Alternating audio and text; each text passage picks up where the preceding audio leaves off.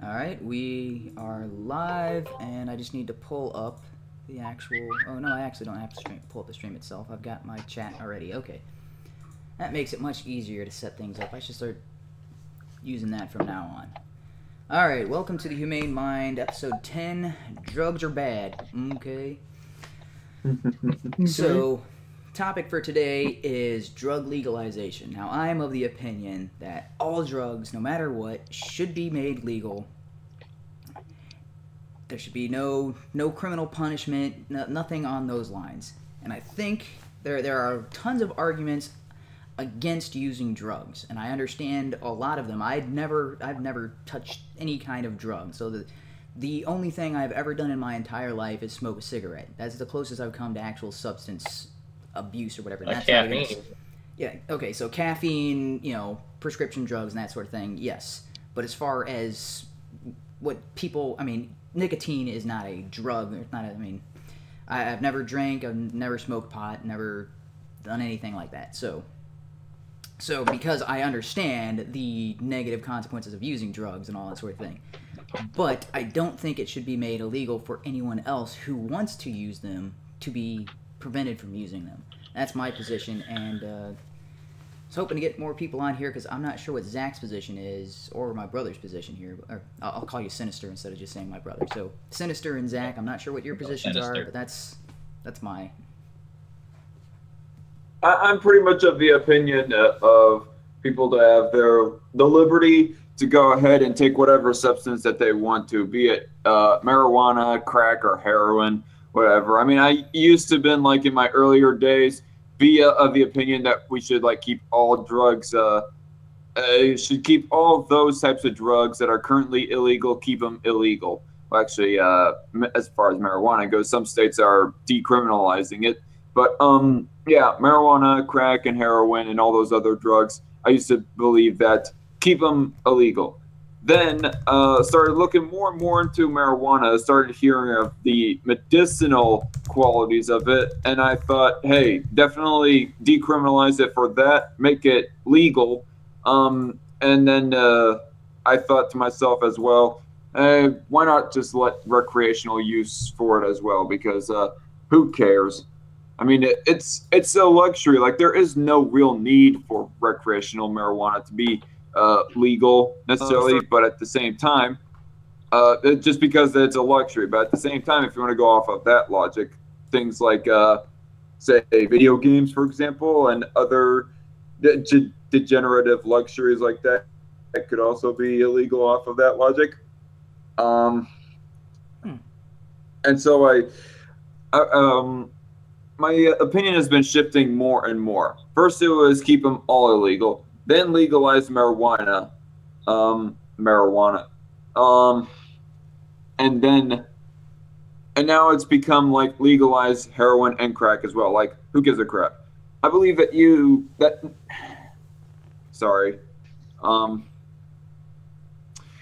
as far as the right to life goes, I believe that nobody has a right to your life except yourself. No one can take your life except for yourself, unless if you go invading someone else's right to life. Well, then that's an instance of where the person's self-defense would be a viable option for them. But in the case of drugs, it is a victimless, well, for lack of a better word, it is a victimless crime. Crime. I use the word loosely. Yeah. You just changed your profile, or no, never mind. No, that's just him in real life. It was a still picture for a second there. Yeah, just a little delay. Anyway. I need to get myself a new webcam. But anyway, so you guys are giving your thoughts on drug legalization. Yes. I got myself some time to join. Okay. So did everyone get the thoughts out of the way? Or no, so far. I'm sorry, I was still in the middle of speaking. Go ahead. I'm probably sounding pretty damn monotonous right now. My mind is not exactly on par right now. It's because you're on drugs. You're on drugs. You're on drugs. All I wanted was a Pepsi. You're on drugs. It's because I just got off of a long day of work, and of course I just got done with a Twitter fight with Owen over my latest video that I shared to him. Oh, he was salty as fuck No, about that. I'm debating him tomorrow, so that's going to be. Oh, Hopefully, that will boy. be more productive than the Debating debate him with Ham. the day after he has gotten in a Twitter fight with me regarding trans people. So that's going to be real interesting. So yeah, Yeah, I mean, alright. I've got some opinions on this topic, and I Okay. think this may actually spark some debate with you guys. Okay, yeah, that's what I'm looking for. I'm in between. Honestly, I don't really care what you do to yourself. If you want to go eat fast food, by all means, you go do that. You want to go have a high sodium diet and just eat a bunch of snack food and salty peanuts and whatever and dry your liver out, by all means, go ahead. You want to have a 6-pack of beer every day after work, I don't care what you do. But here's where I'm finding gray area with recreational drug use is when it does affect other people. We already have laws against drunk driving, but people still drive after drinking. There are still accidents. And then what happens? Because you definitely drive differently than when you're sober. Same thing as if you're extremely exhausted. You should be smart enough to say, I need to pull over. I can't continue driving, because that's just as risky as drunk driving. So what do we do in those situations? Because now you, by taking actions while under the influence of whatever, be it sleep deprivation, alcohol, or recreational drug use, are putting other people's lives at risk. That's the area where I have concern. What you do at your house in your own time, by all means, go fry your brain. I don't care. That's up to you. My personal opinion, if we just legalized all that crap, the people who cannot handle themselves, the people who cannot control their abuse, their cravings, and don't know how to maintain their lifestyle and maintain moderation with what they do, they will burn themselves out. It'll almost be like a self-purge, and I'm hands off. People who want to take care of themselves are not going to imbibe heavily in that stuff because they know better. Just personal anecdote, I'm kind of hopped onto the wagon, so quit drinking for about a month or two. Not necessarily because of alcohol abuse, but I'm just trying to lose weight. So I did my research, found out, what alcohol actually does in your body, converts to sugars, how it replaces your natural sugars. That's why all these guys are getting beer belly. So I'm like, I don't want to have a beer belly by the time I actually get to my 40s. So I'm going to start now. So that's me being self-aware, preparing myself and taking care of myself. And that's what I would expect your average citizen to do. Learn and do things in moderation. For everybody else, I don't care what you do. But what do we do when they start affecting other people's lives, such as drunk driving, or if they're on heroin and they need to go hit up their dealer because they're almost out, so they decide to go driving?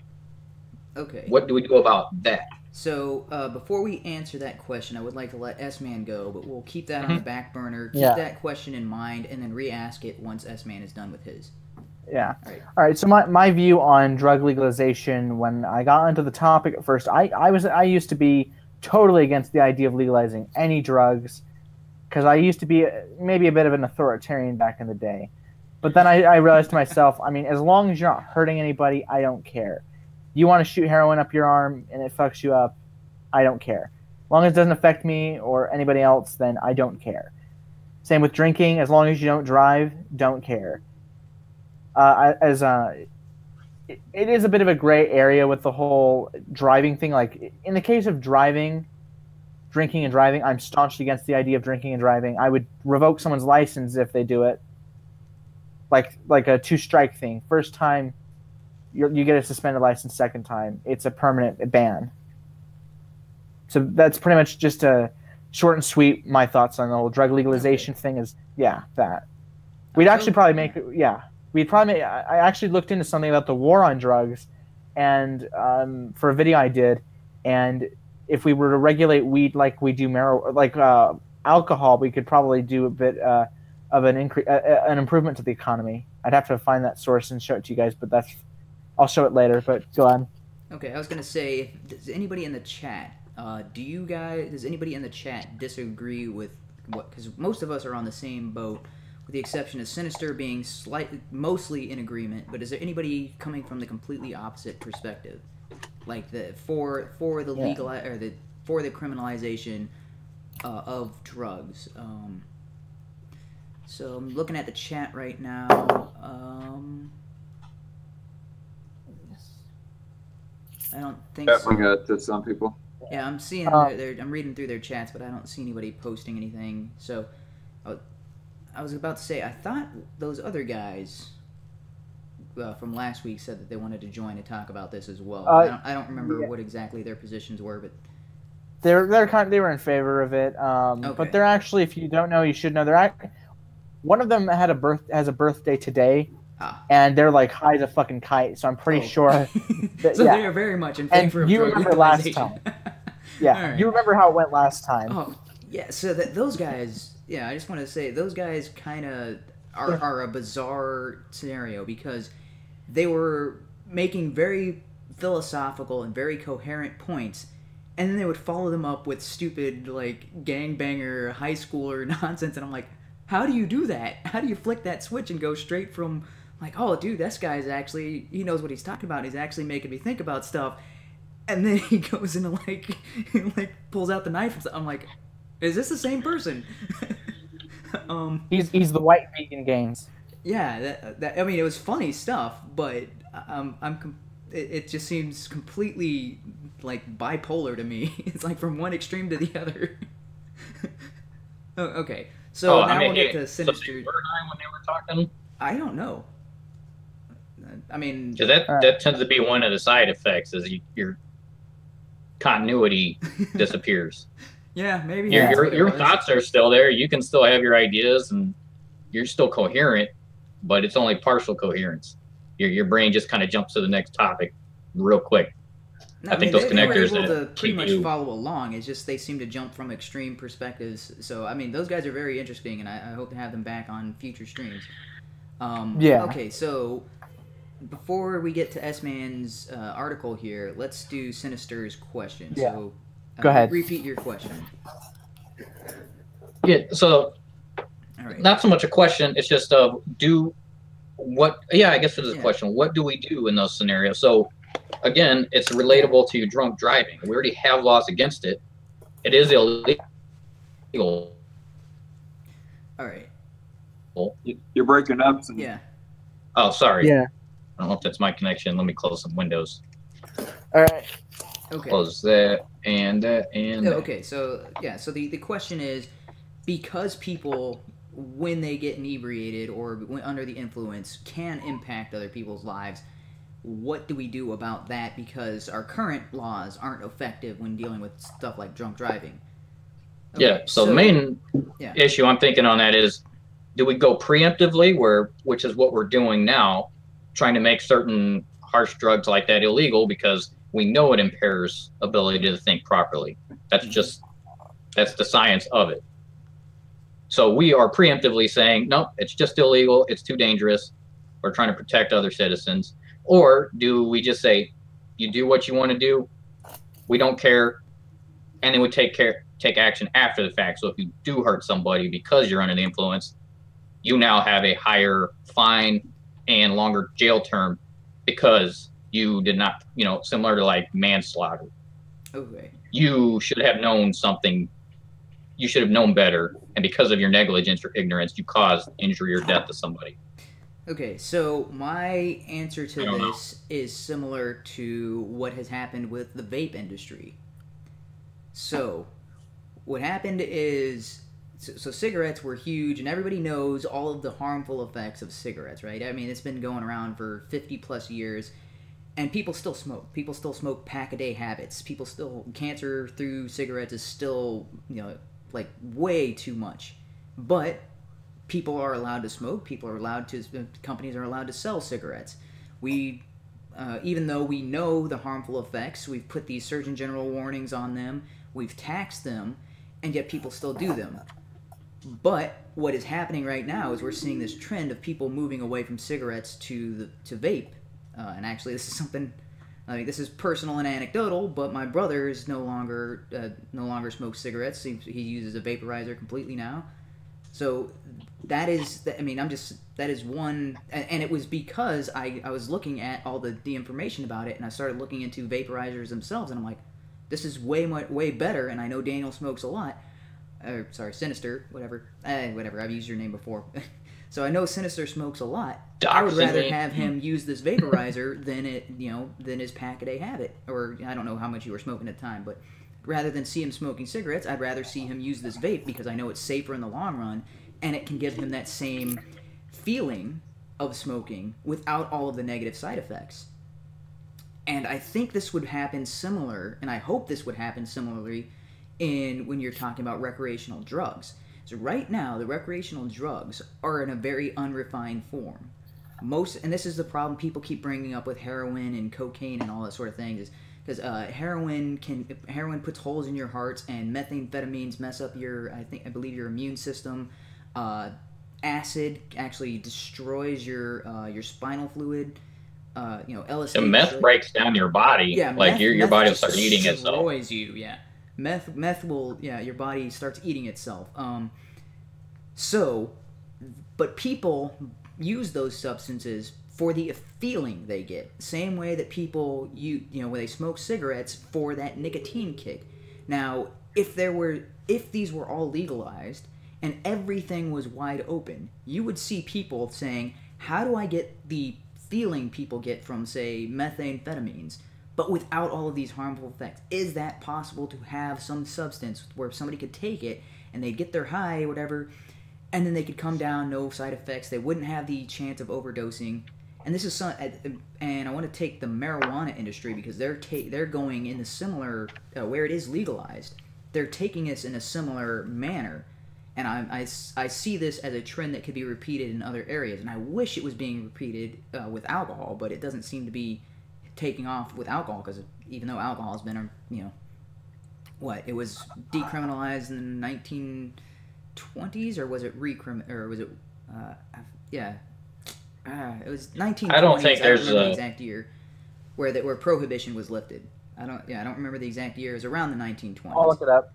But you would think after that point, somebody would be like, okay, well, how do we make alcohol less severe? I mean, these negative effects of alcohol.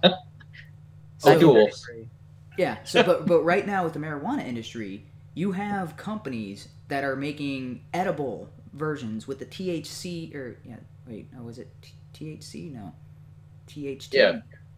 Yeah, THC, I believe, is the compound in marijuana that gives you the euphoric feeling. People are making edibles with that give people the high while able to maintain most of their clarity, or at least enough of their clarity where they can go through their life and they can have that nice buzz without completely losing control of themselves. And I would hope that once drugs were legalized, companies would start moving in that direction. Although alcohol is an example of a drug that has been legal for a very long time and doesn't seem to be doing that. Well, instead, there's just campaigns of drink responsibly, and people act like that's enough. It's kind of yes and no with what you're saying there. For the alcohol industry, I don't think they can actually do anything with that, because alcohol is poison. That's what it does. That's why you get that effect. So you take away the poison, it doesn't do anything.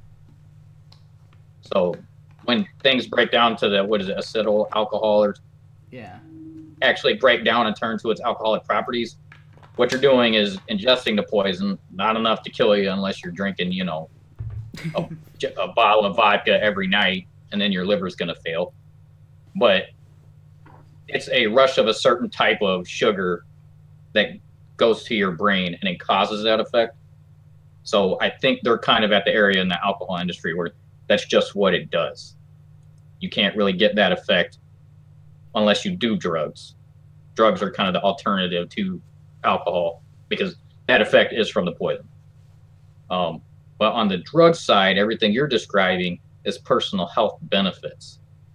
The THC extracts, the waxes, the vapors, the stuff they're doing, they still put your mind in an altered state. Mm-hmm. So the negative effects of you going out and doing dumb stuff because you're not thinking like you normally would is still there. Okay. What they're doing is eliminating the health risk, the carcinogens, the burning stuff that you're inhaling, lung issues, cancer. So personal health risk, yes.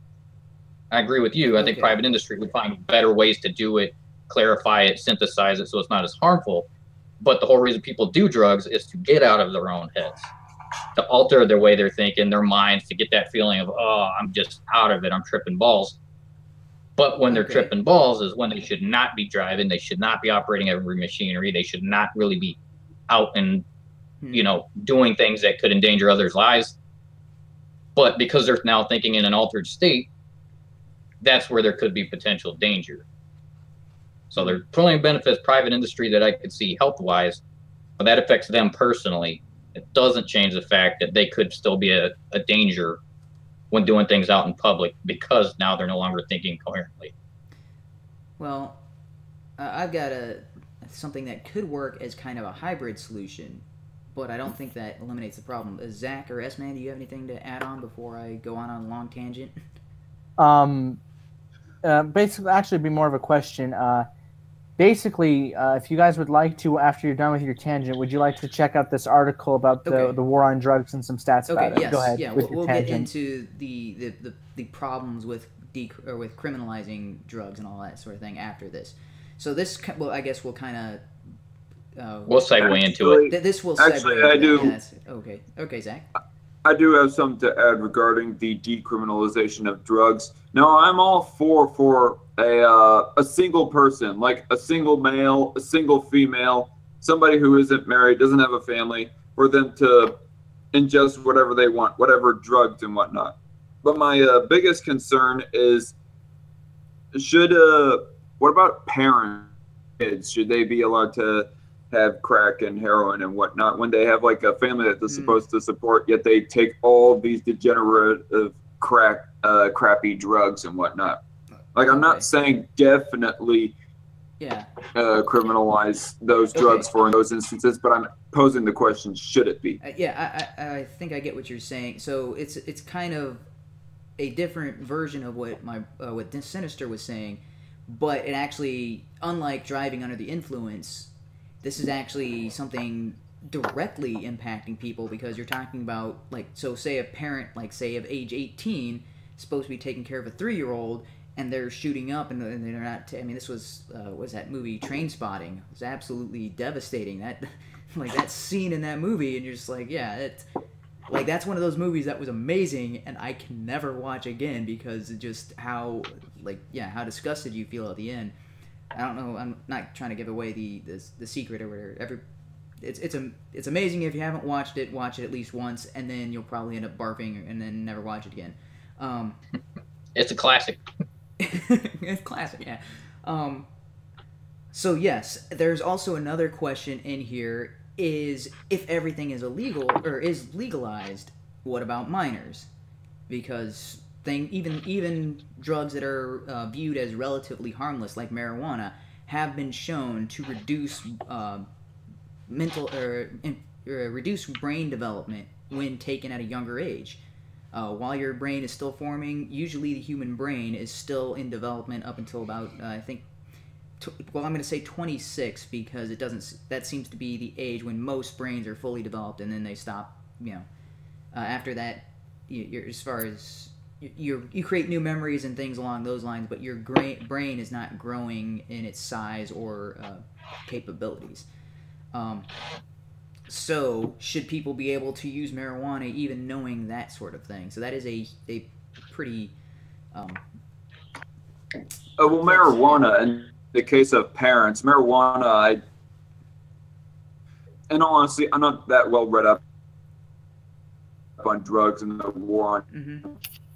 Oh, well, that's fine. I got to we're not getting into that just yet. I'm just of the simplistic set that people should be allowed. They should have the from my layman's perspective, marijuana isn't as bad as crack, as effective in killing you as fast. In fact, marijuana has some positive factors to it, is what I generally hear. Like if you have ADHD, it helps calm your nerves and whatnot. And even for people who aren't mentally unstable, people who are not autistic or do not have any of those kinds of mental problems, it would still be helpful. even for just a normal person to help Okay. calm their nerves, calm them down, whatnot. Okay. So now I'm going to go into my kind of tangent, and if you'll allow me this. So, what if we had a hybrid solution instead, where drugs were legalized, but only in specific scenarios? Like you had to go to a center where they would monitor you while you were on the substance. So you would check into like a hotel. You'd order your concoction of drugs or whatever. You'd go into one of their rooms. You would take the drugs. You'd have your trip. You'd do whatever you wanted to do while on drugs, but you're only allowed to do them at that particular facility. And then once you're out of there, if you're caught with that sort of substance, hey, you're not using it in these, in the prescribed areas, so then we could bust you for that sort of thing. So it wouldn't completely eliminate the black market for substances, but if you could go to a place like your corner Walgreens and... So what you're describing is either a strip club or a bar. Yeah. Okay. So those establishments have actually proven nothing. Yeah, unfortunately nothing, because people still commit rape and people still, use the substance. People still get drunk at home, and people will leave the bar totally smashed. With drinking is allowed at places. Drinking is not allowed in public, but drinking is allowed in your home. Drinking is allowed in private property. I'm saying, what if substance use was only allowed under the monitor of medical professionals, or some kind of licensing thing? Because that would eliminate, because people, hey, if you want to do this, you have a place to do this legally, that you don't have to go to some drug dealer on the street. You can do this. It's perfectly fine. It's actually controlled for all of these other things that could happen. Like if if you're possibly ODing, you'll have staff on hand there to help you, to make sure that you don't die on their watch. So I think that might be a better solution than just, hey, everywhere, because that would eliminate. So if you are a parent and you have a child, you can't check into this facility because, or maybe this facility would provide daycare. I mean, it's in a free market. That sounds like enablement a little bit, quite a bit. I mean, so to bring up this rhetorical situation, if we were in Ancapistan, we would just be able to do drugs when, where, and however we wanted. Yes, but because Ancapistan because I know that you are an anarcho-capitalist. I do not know about Sinister, but I know for certain you are. Yeah. So I am. But if the government, you're saying that if we are to still have a government and we were to legalize drugs, put it in these specific areas where people will that do would be drugs. how we could do this in the United States. In my ideal society, people would be able, people are solely responsible for their own actions, and so if a parent decides to be a complete bastard and shoot up heroin as their child dies of hunger, or they're not watching their kid as their kid runs out into traffic or something like that, you can do that because people are free to choose, and when people are given the freedom to choose, they can be absolute morons and absolute monsters. But to enforce people to act in a certain way prior to that, it's a violation of civil liberties, and that's what anarcho-capitalists kind of understand, or at least our perspective is. Yes, you're allowed to do that until it affects somebody else, but we cannot intervene until it becomes that problem. So it's kind of a weird situation, and I don't know if this is an area where I don't know if there is a good solution, or because from my perspective, not violating another person's right is the primary responsibility of a society as a whole. And in order to do that, I have to allow other people to use drugs if they choose to. But when you're talking about how we can be the best form of society, or the optimum society, then you're getting into authoritarian territory, and I cannot follow you, because in order to be an optimal society, if you wanted the absolute most perfect run society, I would say then you have to have a theocracy, where somebody who can know and can approve of everything is controlling everybody's actions and what they do in order to make sure that society runs absolutely flawless. Which is, I mean, you can't ever find a person to run such a theocracy, so that's why it always ends in complete collapse and all that sort of thing anytime. So I have a proposition, another potential solution. Okay. So we have drug tests. And what we can test right now is, have you taken any sort of illegal substance within the past such and such days or 2 weeks or whatever? They can do a hair follicle test and find out if you had smoked weed a month ago. That really doesn't help much. That's primarily used in the private sector to say, we don't allow you to use recreational drugs here. We don't, if you're going to work here, we want you clean, we want you clear-minded. And that's fantastic. That's how it should be. Well, that's their prerogative. They're a business. They're an organization, so that's already in place. Mm-hmm. What I would suggest is we have independent firms that set up, and we need to find a way to test how long do these substances last in your system to where they are mind-altering, and then how do we accurately test that down to that time limit. So if a police officer pulls you over, can they test if you've done heroin within the last 24 hours?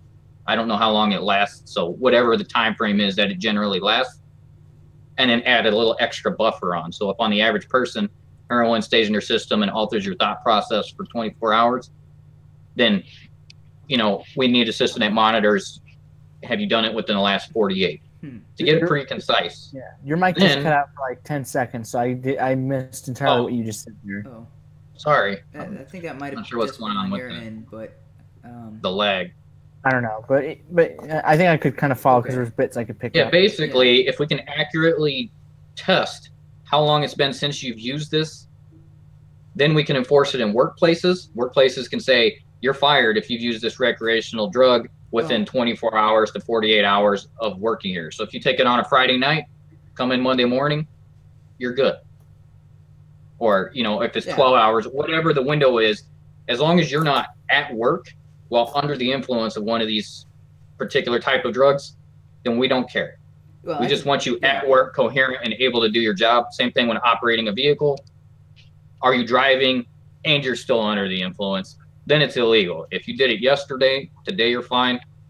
We don't care. So if we can accurately test it, then they can release it and make it legalized and say, now we have a way to test if you are currently under the influence. Oh, okay. Yeah, somebody in the comments just brought this up. So this is Sanjuro Shinjitsu? Sure, I'm pronouncing that correctly. So in places where drugs have been decriminalized and centers open to the public, there not only has been a decrease in deaths, but total decrease in the use of hard drugs. And I believe this is Portugal, where that was completely decriminalized, all of their drugs.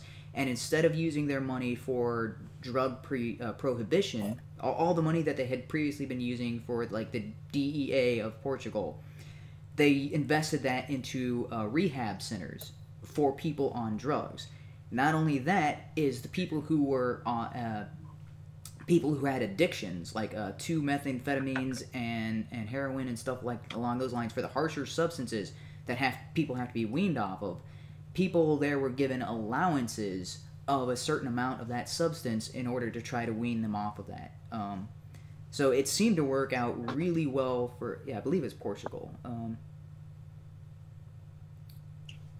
So they actually saw the overall use of drugs go down after they decriminalized it, and the overall number of deaths. And I mean, it seemed to work out really well overall there. Another place that has been doing this for who knows how long is Amsterdam. Like Amsterdam, I don't know if they actually have any substance that isn't illegal in Amsterdam. And Amsterdam is rife with prostitution as well, because that's. If you're going to Amsterdam, it's for drugs and prostitution, right? But if you look at their crime stats and all that sort of thing, not sure how they're doing now, but with the whole migrant crisis. But prior to that, the statistics for Amsterdam were surprisingly like really low crime rates and really low drugs and incidences of that. On your point about port there's an article in the UK that is titled "Portugal Decriminalizes Drugs 14." Oh, you're cutting out, man. Oh. Mm-hmm. You said Portugal decriminalizes drugs 14, and then it cut out, man. Okay, sorry. The title of this independent.co.uk: Portugal decriminalized drugs 14 years ago, and now hardly anyone dies from overdosing. All right. Oh, let's do that. Yeah, I'm that makes it sound for like, it. That makes it sound like the fact we're banning drugs. It makes it sound like we're doing the Streisand Effect. To be honest, Sort of. It's similar to the same effect that we saw when we prohibited alcohol, where it led to the rise of Al Capone. Oh, alcohol use skyrocketed. Yeah, alcohol use skyrocketed. Speakeasies, gang violence, everything. Yeah. Oh, that's okay. So we'll get into the drug statistics, but don't let me. I just made a point that I want to capitalize on is the gang violence as it relates to drugs. Let's get to S-Man's article. Okay. Because I was doing a political manifesto in my head, and I was like, all right, well, got to make it positive somehow, right? So this was something I found about the war on drugs, which was started by President Nixon in, I believe it was Nixon in the early 70s. We spent about like $51 million per year on the war on drugs. Billion. Yeah, billion. 1.5 million almost. Yeah, were arrested in 2015 for drug law violations. Like it gets ridiculous how much we waste, and do they have? And we have the highest incarceration rate in the world. Yeah. Okay, I was about to say, do they have the percentage of people currently incarcerated for drug use? There was a percentage there. It said 1.2 million. Is that annually? Number of arrests that were for possession only. I think this is relating to the 2015 one. As of 2015, I guess since this got started, 84% were just for possession, non-dealer. Yeah. Yeah. That is 89% actually, right there. Terrible. Every 89%. One in every 111 adults. There was 2.2 million in federal, state, or local prisons and jails in 2014. The number that were incarcerated, making us the highest incarceration rate in the world. And then they showed the number of states that are legally taxing and regulating marijuana, even though it's federally illegal still. Mm-hmm. Which there's the problem is people think, oh, if Utah legalizes drugs, we'll be all right. No, if we legalize drugs, that means the state won't arrest you, but the federal government, if they want to, could arrest you. Well, that's the way it's supposed to be. State law is supposed to supersede federal law. Yeah, but that's the way our country was set up. That got twisted around backwards years ago. We are not supposed to be organized like this. Yeah, I mean, I used to be supposed to be top.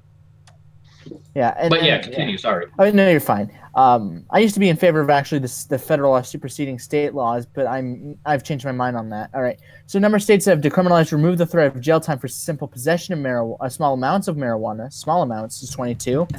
Number of people killed in Mexico's drug war since 2006 has been 100,000 plus. And the thing about this thing angered me a lot. Number of students who have lost federal financial aid eligibility because of a drug conviction is 200,000. Number of people that died from a drug overdose in 2015 is 52,000, which that's depressing. This point is interesting. Tax revenue that drug legalization would yield annually if currently illegal drugs were taxed at rates comparable to those on alcohol and tobacco is 46.7 billion. So we almost 46 billion, and we spend 51 billion per annually on this war on drugs. Yeah. Well, what that would mean is we saved the 51 billion because we're no longer paying it to enforce it, plus an increase of 46, so that's 100 billion plus. Mm-hmm. Yeah, and to have acquired AIDS directly or indirectly from syringe sharing, which is 360,000 people, or 30% of all people diagnosed with AIDS. They found the CDC found it. Fucking Windows found that. You broke up for a second there. Oh. All right, so the CDC found that syringe access programs lower HIV incidence among people who inject drugs by 80%. If you guys want this, I can provide. I did a video. So that means AIDS would almost be obliterated, except for that drug use there. Yeah.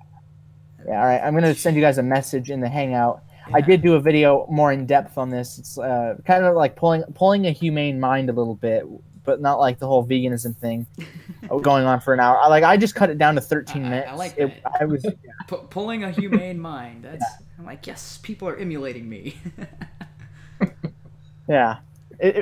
And I guess call it political manifesto. But yeah, basically, and there was an article, a citation I had where it was talking about police brutality being tied into the war on drugs. Oh yeah, and that if I can find it again, it was really interesting because it was also tying into war on drugs and police brutality. Okay, here it is. I'm gonna also post that in the Hangout chat if you guys want to look at it further, or if you want to discuss it on air or whatever. But it's pretty interesting to look at, considering that it was talking about how police would go to these other areas to the hell.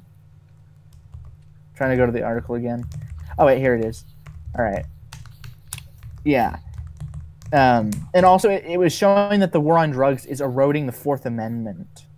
As I was reading on this, the one I just sent right now, erosion of the Fourth Amendment, because the amendment was proposed in 1789 in response to the virtually unlimited power of the British customs officers to conduct warrantless searches and seize property. So basically, I think the only way we can truly protect the Fourth Amendment again is to kind of legalize some of these things, or all. I mean, if Portugal pull it off, I mean, who's to say we can't? There's also the Posse Comitatus Act, which is because it was to keep the armed forces. It made it a felony for them to perform law enforcement duties as civilian cops, and that's been eroded over the last 30 years so far. There was one statistic that I was looking for in your page, and I didn't see it on there, but this is something I just pulled up with a quick Google search. So this is the number of people currently incarcerated based on drugs. According to the Bureau of Prisons, there are 207,847 people incarcerated in federal prisons, which is roughly 48.6%. It's almost half of all the prisoners are in there for drug offenses alone, aka victimless crimes. Yeah. And this might be possession, this might be selling, this might be it might be drugs in addition to other stuff, but that is just if you base it off of the other percentage, 89% of those in there are just for possession. Oh, yeah. And I actually did find an article. Yeah. So if I were the president, 40% who are in there just for possession. Mm-hmm. Yeah. If I were the president, I would be probably granting, as long as it's not a violent drug offense. Like if it's violent, I would say you're staying, but non-violent. Because back in 2015, I don't know if you guys followed the news. And ate someone's face. You belong in there. In 2015, the 6,000 drug convicts were pardoned, and the feds were saving around $1 billion through retroactive drug sentence reductions. I thought it was stupid not to have it beyond 6,000. I'll link this thing, right? Because you just mentioned how much it costs to incarcerate them, right? Yeah, that's a tiny percentage. The war on drugs, the number you cited us, the $50 billion, that's just the number spent on investigating crimes by the DEA. That's not the number for housing these criminals, right? Let me double check that, but I'm fairly certain. It said spent annually. All it said was spent annually. I do believe. But it doesn't. That would be the so Department of does that Justice, include incarceration costs, or is that just the overall? To be fair, it didn't say that. All it did say was spent annually, but I don't know if that meant the whole thing, the whole shebang, or specific parts of it. But all I can say is that it was under President Obama that this whole 6,000 people being pardoned happened. And because at the time I remember hearing about this, and I actually was against it, but then I realized, wait a minute, who cares? As long as it's non-violent drug offenses, I don't care. I mean, the fact we were saving $1 billion was good, because the cost of imprisoning, this is from the article, USA News. Let me send it to you guys if you want to take a look at it further, because it brings up some the costs of it. Okay, it says the cost of imprisoning a federal inmate for 1 year was more than $30,000 in fiscal year 2014, meaning the government may save close to $1 billion from the retroactive reductions. Methamphetamine crimes account for nearly 1/3 of the convictions, followed closely in number of by powder cocaine charges. Crack cocaine was involved in about 1/5 of the cases. Less than 10% of beneficiaries were imprisoned for marijuana or heroin crimes. Man. Yeah, I think it's a good idea to. I mean, I'm very much in favor of pardoning nonviolent drug offenders. I do believe in order to make basically my philosophy is to try and reduce the prison population as much as we possibly can. Murderers and rapists are staying. Terrorists are staying. Murderers and rapists and terrorists would probably even get the death penalty. In my opinion, they would deserve the death penalty, 100%. But on the whole, let's say you're in your 80s or 90s, I would probably consider a pardon because it's like the person's probably going to die anyway, so there's no point in keeping them in prison. Or if they're like they have an illness and they're going to die from that, I'd let them out. I don't know if they're in there that old. Like there's a lot of states with clauses. Once you hit 70 and you've served 40% of your prison term, then you're out. I can't remember the name of that clause. A lot of states have something like that, so most people aren't in there at that age. Yeah. I don't know if anybody is. The longest serving prisoner I could find. Yeah, the longest prisoner I could ever find was he was convicted of murder in the 2nd degree when he was 17, so a little older than I am now. He served 68 years in prison. He had almost 69 years on his sentence, and he was released. He was released in 1979 or something, which apparently I think he actually didn't want to go. I think he wanted to stay. No, you've been in prison that long. Probably. He spent his entire life in there. What's he going to do when he gets out? Yeah, he was like, the world is 60 or 70 years. The world is not the same as when you went. Like, that's like sending. Nazis are gone. World War I, World War II. Might as well be a caveman trying to live in the United States today. Yeah. E-commerce. Yeah. He has no idea what's going on. Yeah, he was granted parole a couple years beforehand, but he actually he refused, saying that he didn't think he'd make it on the outside. So they actually allowed him to stay another 6 years, and then they finally booted him, and then he died when he was 93. So yeah, he did live a long time, most of it in prison. So I can't blame him. If I was in prison for a good chunk of my life, I don't see the point of leaving prison. But it's taxpayer money just to give him a house and food. Yeah, so I can get where he's coming from, but at the same time, it's like, no, you're a waste of our tax dollars, so get out. But, I mean, I get that he murdered somebody, but... Yeah. Like, what was the point of keeping him in jail that long? What was... He was sent... Yeah. The crime was 2nd-degree murder. Yeah, he was sentenced to 20 years in prison. Did that change his behavior? Did that make amends for what he did? What was the point? Like, it was... Yeah. It's just, I mean, at that point, we might as well have executed him because we took that guy's life from him completely. Yeah, so basically what happened, he was sentenced to 20 years in prison, and his sentence was shortened to good behavior, and when he was nearing a possible parole hearing, doctors found him to be legally insane, and basically they confined him until the 70s, so for almost 50 years, and then pretty much they wasted his entire time. But... Yeah, because they declared him insane at the time, which is I don't know where they got. I don't know the mental health professionals probably were not as advanced as they are today with treating people. All right, but that's a pretty good topic, and maybe we'll save that for. I mean, not for another stream, but 2 weeks from now we'll talk about mental health in the United States because there's a very saw this amazing TED talk where a guy was talking about it and. Yeah, we're kind of, if you look through the medical journal and you're looking at all the things that you could be diagnosed with, odds are you have some form of mental illness just by the strict definition from the psychiatric journals. It's very difficult to say that you don't have something. Yeah. Hey, Zach, you've been quiet for a minute. In your opinion, do you believe... actually to all of you, before I showed you guys this, did you have any impression that the war on drugs was eroding any of the constitutional amendments? Yes. I've been completely against the war on drugs since, I don't know, since I heard about it, pretty much. Since the first time. Years ago. Testing 1 2 Okay, 3. there you go. Yeah, we can hear you. I can hear you. Can you hear me? Yeah. Yeah. Okay, Alright. I wasn't so sure because I changed up my mic settings so that instead of it being picked up through my webcam, it would be picked up through my regular USB microphone here.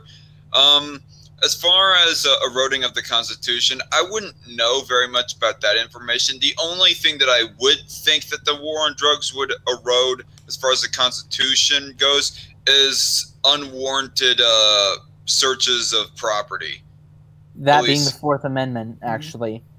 The right of the people to be secure in their persons, houses, papers, and effects against unreasonable searches and seizures shall not be violated, and no warrant shall issue, but upon probable cause supported by oath or affirmation, and particularly during describing the place to be searched and the persons to be or things to be seized.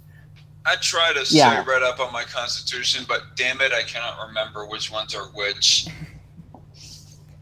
I mean, I think it's I think it's very important to teach people what the constitutional amendments are, especially in this day and age with how it seems like people are all for.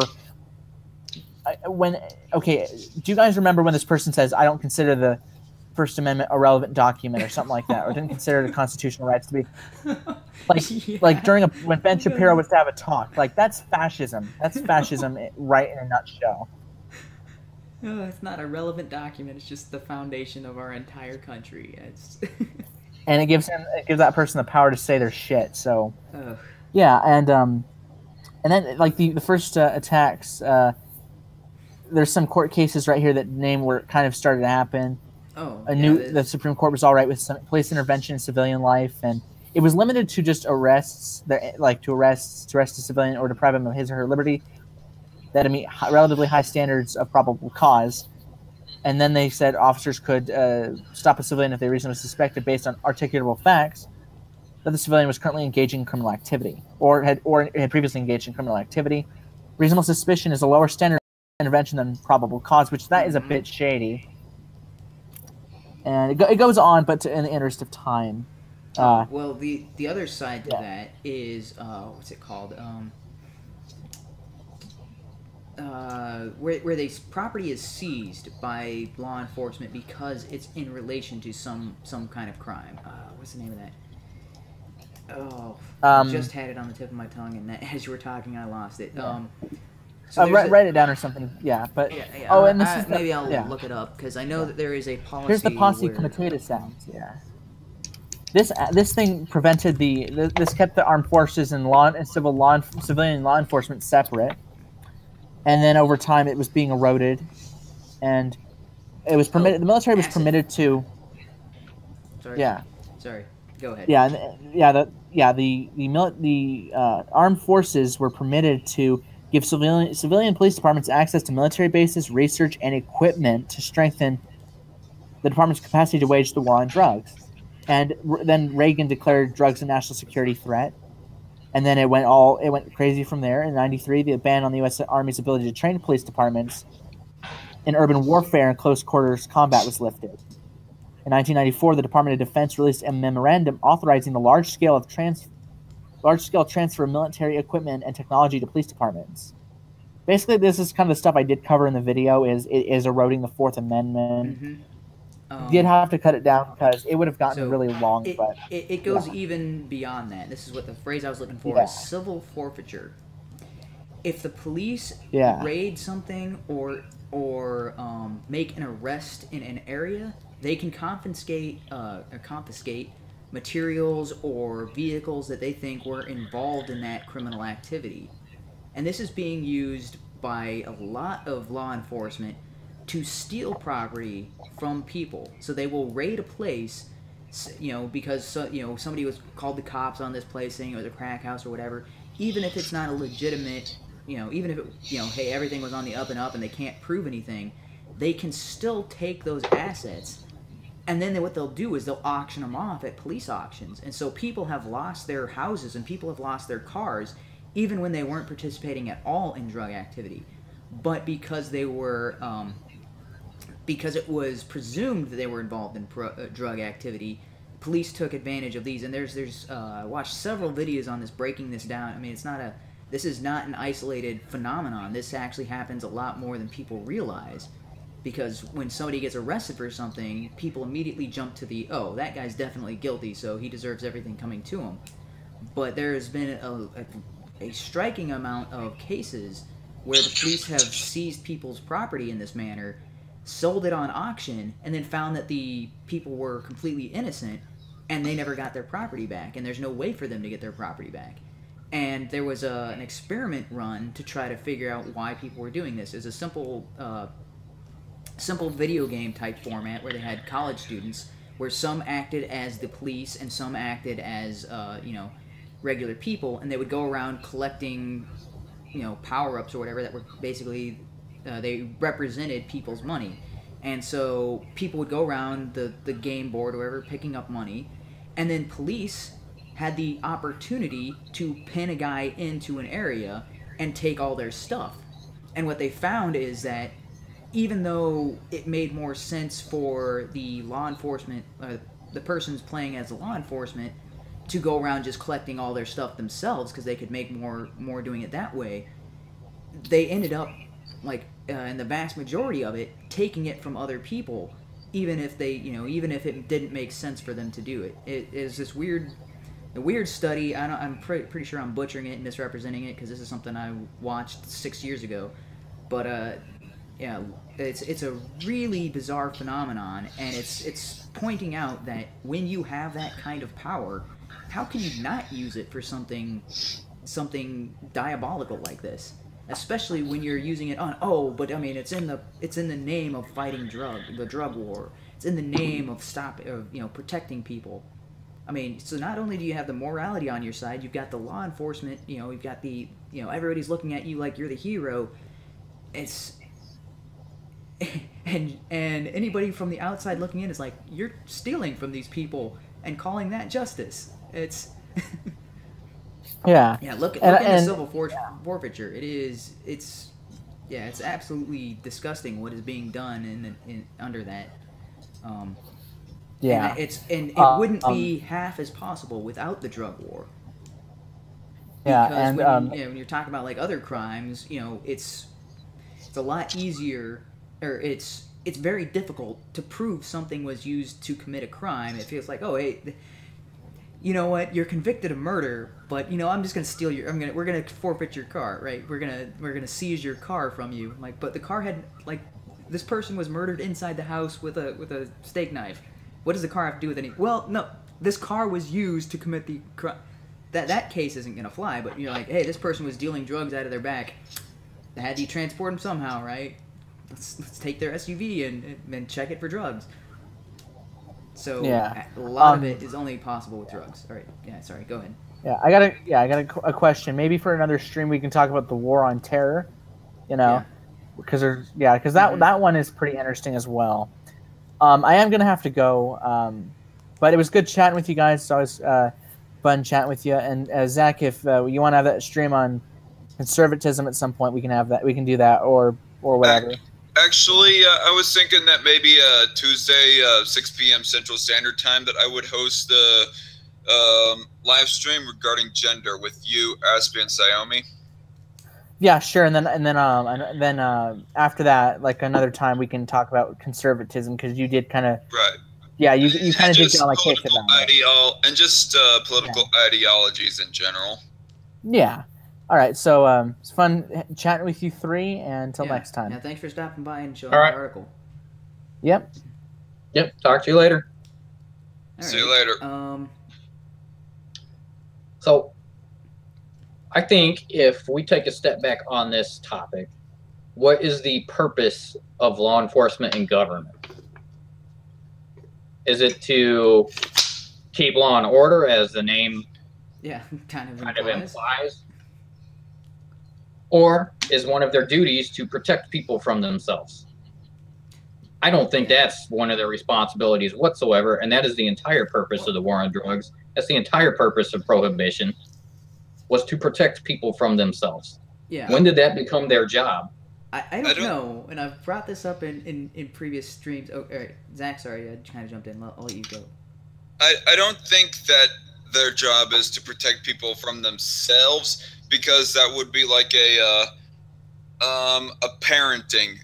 For lack of a better wording, the police would be doing the parenting for the free individual. But more, I think that the police's job is to protect the people from each other. By each other, I'm meaning protect one free individual and all the other free individuals from any other free individual who would look to commit a crime, who would look to do criminal activity. The way that I look at it, a constitution that says that you have the right to life, liberty, and the pursuit of happiness. You have private property rights, and if anybody wants to violate your private property rights by stealing from you or violate your right to life by killing you or raping you or whatever else to cause bodily harm to you, well, then that is where the police come in, so that they can like prevent or so most of the time the police are late anyway, so it's then becomes your own job to protect yourself. But that's the way that I see the police right now, is basically not an enforcer, but a protection of people's liberties from criminals. Yeah, so I read in a study somewhere that it is more... Yes, man, you're back. Oh, yeah, I actually did convince Milner Man to join this stream. He said he'll be there in a second. It's his 21st birthday, so he's had a little fun, but he's not like he's like calm and shit. All right, so okay, I don't know if I'll stay on much longer because I have laundry to do, and then I actually technically have to be in bed right now for work tomorrow to get full 8 hours of sleep, but whatever. But stay on for Mjolnir, man. Okay. Yeah, you'll like him, Zach. He says he actually disagrees with you on a ton of shit. Okay. So I was saying, it's like there's been studies where it is, was it 80% of the time the pizza delivery man will get to you faster than the ambulance or the police officer, and so that's like a 20 to 30 or I guess maybe it's a 20 to 40 minute window between when you report a crime and when the police actually show up. And you're like, or Jimmy John's, call them if your house catches on fire. Yeah, in fact, in my city, it's a little better than that. Like, if you need an ambulance, it takes like 2 minutes to get to pretty much anywhere in my city. And I don't really know how big my town is. I'll look it up right now, but I'm obviously not going to reveal what town it is because I don't want to be done. Like, hey, it's an emergency service. That means you need it right away, and yet, it's... But still, if you look at Prohibition, the reason that was started in the first place is because they felt that alcohol was degrading the community. Mm-hmm. It wasn't because there was a large gang violence issue going on. It wasn't because there was all this underground activity. That all came up after they outlawed it. It was just because they thought it kind of degraded society, which that's their own personal opinion. That's the exact same reason the war on drugs was started, is because they felt that drugs being introduced into these larger urban areas were degrading inner city communities, and they felt it was their job to push it out to help these communities grow and be better. They took it upon themselves to say, we know what's better for you. We're going to handle this. And we're going to take your money to do it. Well, so I don't agree on the war on drugs whatsoever. It was never their job to tell me what's right and wrong. We'll agree as a society, don't kill each other. We'll agree as a society, if it's mine, you can't have it unless I gave it to you. Don't steal my stuff. Yeah, so even beyond that, that's their job. And even though it's morally the wrong way to view things, we can say that it's wrong in its inception, but it's also wrong in its results. It doesn't even work. So even though they're like, well, so I could see them trying to justify, well, the war on drugs, it may be the wrong thing to do, but at least we're getting the results we want. But no, they're not even getting that. So it's wrong on both ends. It's like, not only is it the wrong area for the government to be focusing on, and it's trying to protect people from themselves, which is never its job. Yeah. But it's not doing it well. It hasn't solved anything. If anything, the problem is worse than when they started looking into this. I used to be a proponent of the war on drugs, and then I looked into its atrocities, and then I just couldn't support it anymore. I mean, especially when when I especially read on the whole the erosion of the Fourth Amendment and the Posse Comitatus Act, that shit horrified me. And Milner Man is with us right now. All right. Oh, what's up? All right. Hey, Milner. Yo, So, I mean, I would suggest Who's Sinister. I can't read the Sinister whole name. D-Boy. Yep, that's Humane's brother, and this is Zach. Oh, yes, I am familiar with Zach Edwards. Evening. Yeah, I'm kind of new to a lot of these conversations or debates. Yeah. Just been doing a few weeks. Yeah, it's been a fun last few weeks. So, Milner Man, your position on drug legalization is kind of in agreement. Like, I guess we can agree on, but I don't know you like the full. I don't know. The full You want me to extent. like start? Okay, so Sure, like, go for it. Like I put it in 3 categories. I'd say soft, medium, and hard drugs. So soft drugs to me, and I know like some people say alcohol is a harder drug, but and nicotine as well. But I put like from a cultural sense, like alcohol, cannabis, and nicotine or tobacco or whatever. Soft drugs. Medium drugs would be like psychedelics. Hard drugs would be anything that could cause a physical dependency, like heroin, crack, cocaine, methamphetamine. So where I come from, like soft drugs should be legal, medium drugs should be legal, but hard drugs, I personally think they should be decriminalized to a certain amount. And maybe like if they're caught with over that amount, this should go to like a publicly funded rehabilitation clinic or whatever. Milner Man here does trip reports, so he kind of knows a thing or two about this type of thing. I've done many drugs. I was a former addict of painkillers, so I kind of know where those people are coming from. Yeah. Well, I don't know. I think that sounds like you're kind of in agreement with what we've been discussing. Yeah, I don't think anybody here is really pro-government or law I was enforcement. hoping to get at least one because I know there was people talking about it beforehand, but Most when of we have it the debate, is just nobody shows up. Most of it is government proponents and media. The general public really doesn't care. Oh, sure. The ones that do care is the parents who don't want their kids hooked onto stuff, Yeah. and so they'll go out and be real parents. I would say that there I are two got a other funny industries story, that also have actually. a skin in the game. One So, is like, the I was sorry. about You to can say go ahead. the I'm alcohol sorry. industry and big pharmaceuticals. They don't want these things to be decriminalized either, right? Because that's that affects their market share. If you can, That's true.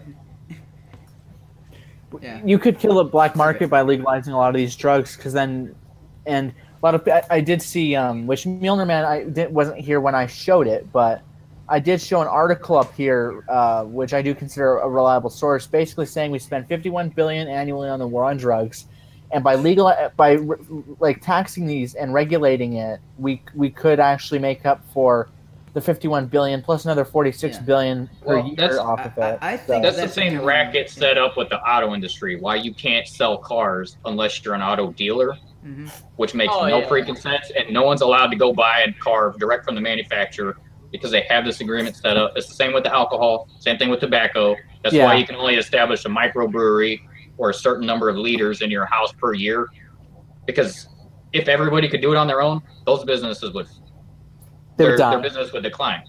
There would be a surplus or an abundance of all these various products and what's out there, and people could try everything they want. And that's the way it's supposed to be, and that's the way it should be, and how it even started. But Actually, because we I'm have these kinda massive curious. corporations. What are your guys' thoughts on like research chemicals? Because in a way, I kind of think they help speed up drug reform, but in another sense, I kind of hope they get fully fleshed out. Because like, I was watching like research chemicals, like synthetic weed and such. Oh, okay, yes. People have, I have a problem with it. Such bad problems with it. But like, I feel like in a way that kind of helps with like speeding up the rate of like cannabis legalization in a sense, because like so many people in the past have overdosed, died, whatever from not on weed. well, not on weed, but I mean like synthetic cannabinoids JWH-018 and such. Would you guys like be in general consensus that would possibly help speed up like reforms on cannabis legality and such? I hope that's the case, because that's what it seems to be. It seems to be like, hey, this is what we can do with it. Oh, and I hope that Congress would look at that and be like, oh, well, maybe we could just decriminalize it in this one area, and then eventually that opens the door for the rest of it to be decriminalized. Because a part of me thinks like I kind of wish there was this part that we at a certain point in time we have like these perfectly manufactured chemical components that will almost entirely mimic the effects of like methamphetamine, heroin, or any other hard drug you can think of, but it only lasts like 20-30 minutes, and there's no physical dependency built up after time. Like I also like that aspect of it too, because like what if it progresses to an amount? Because like as a former pill addict, like I kind of like that idea that people kind of know what it does to you and they can judge for themselves whether they want to continue it or not. And I'm thinking the science will get like so boosted over time where like there's no physical dependency built up to it, no adverse health effects. You know what I'm saying? Like, yeah. I mean, I would agree. I don't think they're ever going to be able to completely get rid of physical dependency because most of it has to do with dopamine release, which is a natural chemical, and these drugs trigger it. So your body will naturally want more of that substance to trigger more dopamine release. However, there are other addictive substances that I think they could work towards relieving those to where you're left with just your own bodily chemistry. And then it comes down to, can you control yourself? And even if you can't, at least you're not going to OD on this stuff because now they've gotten rid of a lot of the contaminants, the things that actually cause OD or overdoses on a lot of these substances. The things that are frying your brain is because they're not necessarily up to snuff or not as high quality as they potentially could be with more research and more, manufacturing techniques and stuff like that. So I'm kind of for it. If this will help make cleaner product, safer for people to use, and like you're saying, trying to at least get rid of some of the addictive properties, then I think that's something we should be shooting for. Because I like them and hate them at the same time. Because like at the moment, I kind of feel like they're not fully fleshed out. And as we saw in the early 2010s and late 2000s, people kept dying from synthetic cannabinoids or killing themselves because like hyperparanoia. Because I think they said like JWH18 was like a full antagonist of the cannabinoid receptors, but like THC was only a partial agonist. So well, I don't know what it does, but I've read studies that says like it basically just dissolves the cannabinoid receptors off of your brain, and eventually it just starts destroying neural networks. After that point, I don't know. You were gonna say something. I was just saying that that's kind of par for the course when testing new drugs, and for some reason, people will look at cancer studies and be like, "Oh, well, this many people die, this many people they got worse, this many." That's okay for this drugs, and we'll still release it to the market. And then there's a lot of drugs that are released to the market, and now you'll see these ads on TV. Have you taken this drug? Do you have these symptoms? Well, you can be a part of our case. But people will look at those and be like, okay, those are acceptable numbers, and then they'll look at things like the cannabinoids, the synthetic versions, and they're like, oh, look, this many people died. That's terrible. Why is anybody even researching this? And you're like, compare it to other drug evaluations, and they're fairly similar. I mean, granted, you don't want a drug that has those kinds of side effects or has that potential to be released, but when you're talking about drugs that are in research and development, that's kind of... I mean, it's also hard to say because a lot of that they can't tell without decades of research. Yes. So, same thing with cigarettes. Back in the 30s and 40s, people thought it was like candy sticks. Nobody knew it caused lung cancer. Well, I'm not gonna. Doctors are like, hey, it'll calm your nerves. If you're at home, you're stressed out from your kids. Housewives, go out and have a smoke while you're vacuuming the carpet. Whatever. They had all these weird ads. I'm currently a nicotine addict, and what I would love for would be like a molecule that would act on the same levels of like nicotine, but would have no addiction potential. Because I'm gonna be the first to admit, like, yeah, I get the shakes. I cut cold turkey for a while. I started smoking back in January, and then I vaped again probably about, I don't know, 4 weeks afterwards. But like the 2 weeks after stopping like imbibing nicotine. I did it cold turkey. I was just unexplainably pissed off. Yeah. So like what I would love would be like a molecule that works kind of on the same level as nicotine, but no physical withdrawals, no cold shakes, no up at late at night like getting pissed off at just random stupid bullshit. Yeah. It's like no mental or addiction withdrawal symptoms. Like I'm kind of in the same boat. addiction. Okay. I'll be the first to admit it.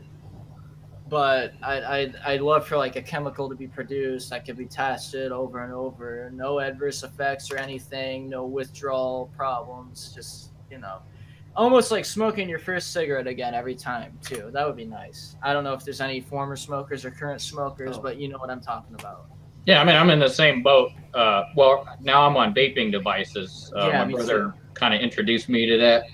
So I stopped smoking cigarettes about 2 years ago and just been vaping since. But I think part of the issue is, again, a lot of that has to do with the dopamine production in your body. Yeah. And it's not necessarily nicotine, because nicotine is almost the same thing as caffeine. Well, those two are... From what I've read, like nicotine totally stopped or halts production of a certain stress hormone in your body. I don't remember what it was called, but it basically your body relies on nicotine to deliver that stress reduction. So that's like seasoned nicotine addicts like you and I, like we tend to vape or smoke more when we're stressed out because like that would introduce that stress hormone back into our body. Yeah. Correct. It's because your body's using nicotine as a substitute for what it would naturally do. Yeah. So like, what if there was like a chemical that would do the same effect, but at the same time not totally take control of certain processes of your body? That's where I'm coming from. Like, I kind of like research chemicals in that aspect, but at the same time, I kind of like them too because in the terms of like cannabis legalization, I feel like they've kind of sped it up tremendously. I don't think they get enough credit as they deserve. Like, I know it's sad that people have died from them, but it does speak volumes about the drug war where people are resorting to substances like JWH 18, JWH 24, and substitute for THC. Like, I like, honestly, if you've smoked weed, I don't know who has in the stream. I've smoked weed. I still smoke weed. And like, honestly, from my point of view, you'll probably be more inebriated if you drink alcohol than if you smoke weed. Yeah. And if you watch the Thug Life videos, even Ben Shapiro smokes weed. I did not know that. Yeah. What, out of curiosity, what are your guys' attitudes like about your personal attitudes about people that smoke, that do drugs? Like you're in favor of them being able the choice to do it, but what are your like personal opinions about it? To me, I've seen Miller Men kind of high in our first debate, and it was pretty funny. Like after the debate was over, we just shoot the shit for a while. I don't judge people if they're drunk or high, as long as they don't like do weird shit when they don't do anything unethical or illegal. I mean, well, technically, when I'm high in your streams, I'm technically doing something illegal by the state I live in. But I'm 21 now. I'm gonna enjoy this 40, and I'm kind of tipsy right now. I'm not even gonna lie. My state is probably a little like HUMANe. I know we got off on the wrong foot before. I was a little too drunk and high, but no, that's fine. You seem like a cool dude, and I respect you and what you do. So like, all right, yeah. I just want to clear the air. Yeah. I was like, personally, I just don't like the guys that. Okay, like the pothead guys that all they do is sit around all day and talk to you about pot, even though you're not interested. Yeah. That's what I don't like. If you want to smoke it, I don't care. Yeah. I got some family members that still do that. I got friends that still do. I tried a few times. It just wasn't for me. Yeah. It wasn't my choice. I kind of preferred alcohol, but I've since kind of cut that out. But that's just personal preference. So I'm not going to go to work and just yak everyone's ear off about different whiskeys I tried. Or, hey, have you tried this beer or that beer when nobody asked? I don't want to be that jackass. So I would expect that to be the same for everybody. If you're hanging around people who smoke and you guys get on a discussion of different types of cannabis, that's fine. Do that. Yeah. It's just not understand. It's just like everything else. No one wants me to go to, sit down and start talking about my new RPG endeavors if you don't play video games. That's boring as shit. Whatever your hobbies are, go talk to your hobby group. Leave it out of the regular discussion. So that's just the way I feel about it. Yeah. And in general, I've met people where I wouldn't be surprised if they did it, but either way, I just treat people like this. As long as they don't commit any crimes and they're not an annoying little douche when they're high, I don't care. I commit crimes all the time, but I'm not an annoying little douche. Good. I mean, cool. Yeah, I mean, in my state, they're kind of a little. Some are open-minded to it, but some of the Mormons here are kind of still hardcore about the drugs and shit. I don't know how the religious people are in Indiana, but I've met the ones in Ohio, so they're probably not all that different. They're closeted and conceited about it. They'll act like they care about the issue, but then they'll go back on the. We don't technically have referendum votes here in Indiana, so it's going to be a long process before cannabis becomes legalized, which is sad, in my opinion. If I were you, I wouldn't live in Indiana if that was the case. No, I know this is gonna be like blood coming out of HUMANE's ears because I know he's like a hardcore libertarian. I don't know. Are you an ANCAP or not? ANCAP, yep, full blown ANCAP. Okay, but I've been so my aunt's moved to Pasadena, California, in LA County. And she's sending me all these pictures of weed and stuff, and like what she's picked up from the dispensary. I'm like, God damn, I need to move to Pasadena, California. Yeah, I don't get what the ANCAP has to do with that. I'm all on board with that. I wouldn't do it myself. ANCAP supports that pretty much. Well, if you want to do it, go ahead. But I know there's like a long existing joke in right-wing circles calling it like California and stuff. Yeah. It's like, I will agree with that. Like, I'm pretty sure in California it's like a retreat or a duty to retreat. So you can't legally defend yourself if I remember correctly. Yeah, I would say I wouldn't go to California if you're just going to California for the pot. Whatever. That's what your incentive. If you're looking for a state that's actually better all around, not just I would say Washington, because then you've got your legalized pot, you've got your stand your ground laws. I'm too thin. I couldn't bear the winters. With the exception of Seattle, the rest of the state is actually pretty conservative.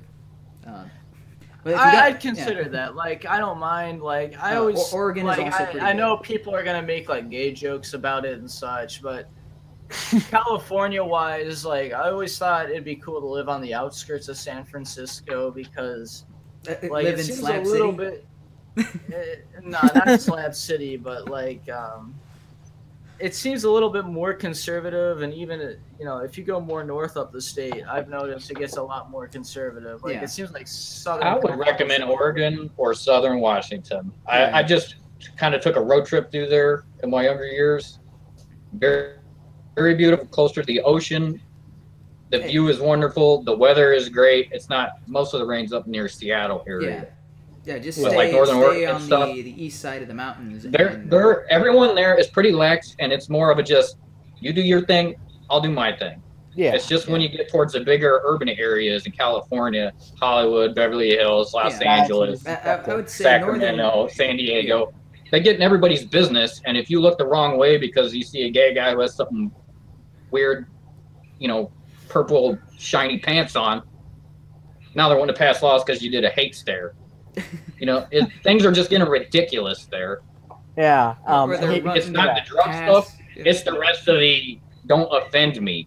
Yeah. It's now becoming illegal to become offended or to have someone offend you. See, like, that's where I come from. That's ridiculous. I feel like I'm probably more left than any of you, but at the same time, like, I don't really give a shit what someone is or what they're attracted to. Or skin color. I don't care. You do your thing. I would say you're a genuine person. If you're not, you're not. I would say the northern west coast sounds like it would fit your personality. Because I'm coming from the Great Lakes region in the Midwest. Like, it's kind of gritty and grimy out here. Like, it ain't fun most of the time. Mm-hmm. Yeah, I mean, you might enjoy Seattle. I personally don't, but. I don't know. I have a coworker who went to Seattle a while ago, and the only thing he said was like the weed was awesome, but at the same time, every stereotype about the weather was true. And I guess the whole time he visited, it was just perpetually raining. Yeah. I have a suggestion for a stream at one point in time is about libertarianism, because HUMANE here, I don't know how far right you are, like libertarian wise, but I would say as far right as you can get, but apparently not according to the political compass. Yeah, with Mjolnir Man, he used to be a bit on the right as a libertarian, but now he's on the left. He's a left-wing libertarian now. Okay. I used to be like right-wing libertarian. I transitioned to left-wing. I'm not. I'd still consider myself centrist for the most part, but like, I mean, like libertarian. I think I would agree with you on pretty much every issue, socially wise. Yeah. I think fiscally wise is where we kind of have the wedge driven between us. Oh, okay. Yeah, I'm center right. Like I moved a little further right wing, so I'm probably where Zach's at, or probably further right wing than Zach. I don't know, but yeah, I still for the most part consider myself a centrist because of where Zach showed me his chart. Of where I think most of everybody in this chat, probably 20 years ago, would just be considered center. Yeah. The only reason anybody's even right at all right now is just because the left has gone so far off in la la land that everybody's right, unless you live in California or New York. Well, that was a big thing on my channel for a while, because like I was advocating for the West splitting into the left, I mean, splitting into multiple parties, because obviously the DNC doesn't hold our values. So I was advocating either for us to take control of the DNC and make it what we want it to be, or splitting off into multiple parties to suit, whoever's personal interests. Like I know it would separate the votes, dramatically, but at the same time, at least people have a more personalized voice to vote for. Okay. Yeah. This is off topic, but just an idea. But I do like this, and maybe we'll talk about this further in other discussions. But it never made sense to me why we have a two-party system, and anytime somebody's like, then you're going to have somebody who wins with like 25% of the votes, and we don't have a two-party system. It just that's the way it worked. We got multiple parties. No one votes for them because they don't really have a chance. I want to know why we don't just have a round table like situation where, hey, we have all of these candidates. Doesn't matter what party they are on.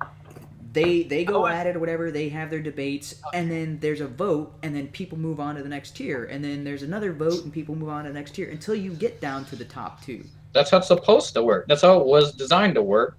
But we don't have that. Founders did not want a party system. They advised not to have a party system because of what we're dealing with now. It's like, hey, we have 20 candidates, and it should just be strictly on your policies. What are your policies? So it should be set up like a bracket. I guess she's got a point with like the ignorance or what. I don't know. I guess some people like to get shoveled down their throat what they want to hear, and they don't hear about like Libertarian Party, Green Party, or whatever.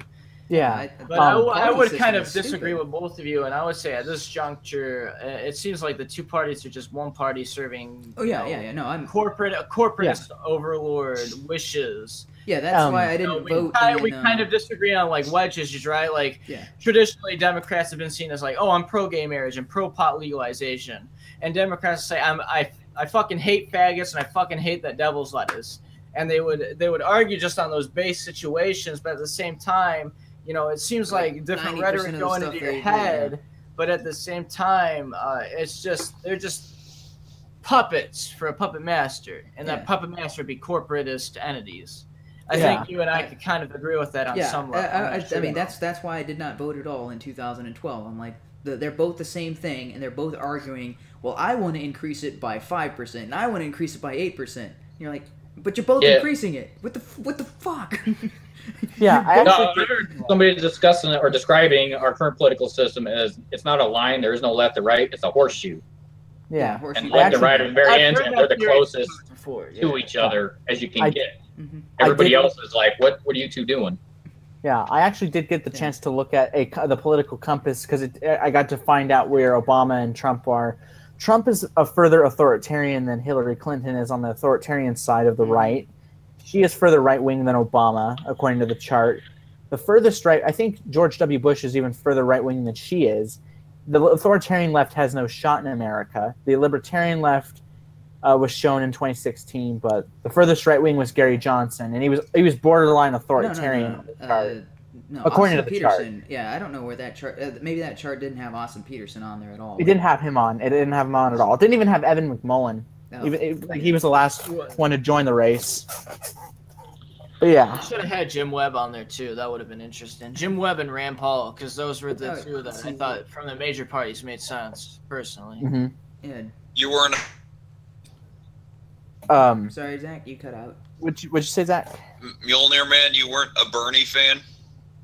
I was never a Bernie fan. Actually, that was kind of in the mid of my heyday of my libertarian days. I fucking despise Bernie Sanders. I still don't really see eye to eye with Bernie all that much. I still like private enterprise, but at the same time, like I'm more socialistic on like basic social issues like unemployment, welfare, all that stuff.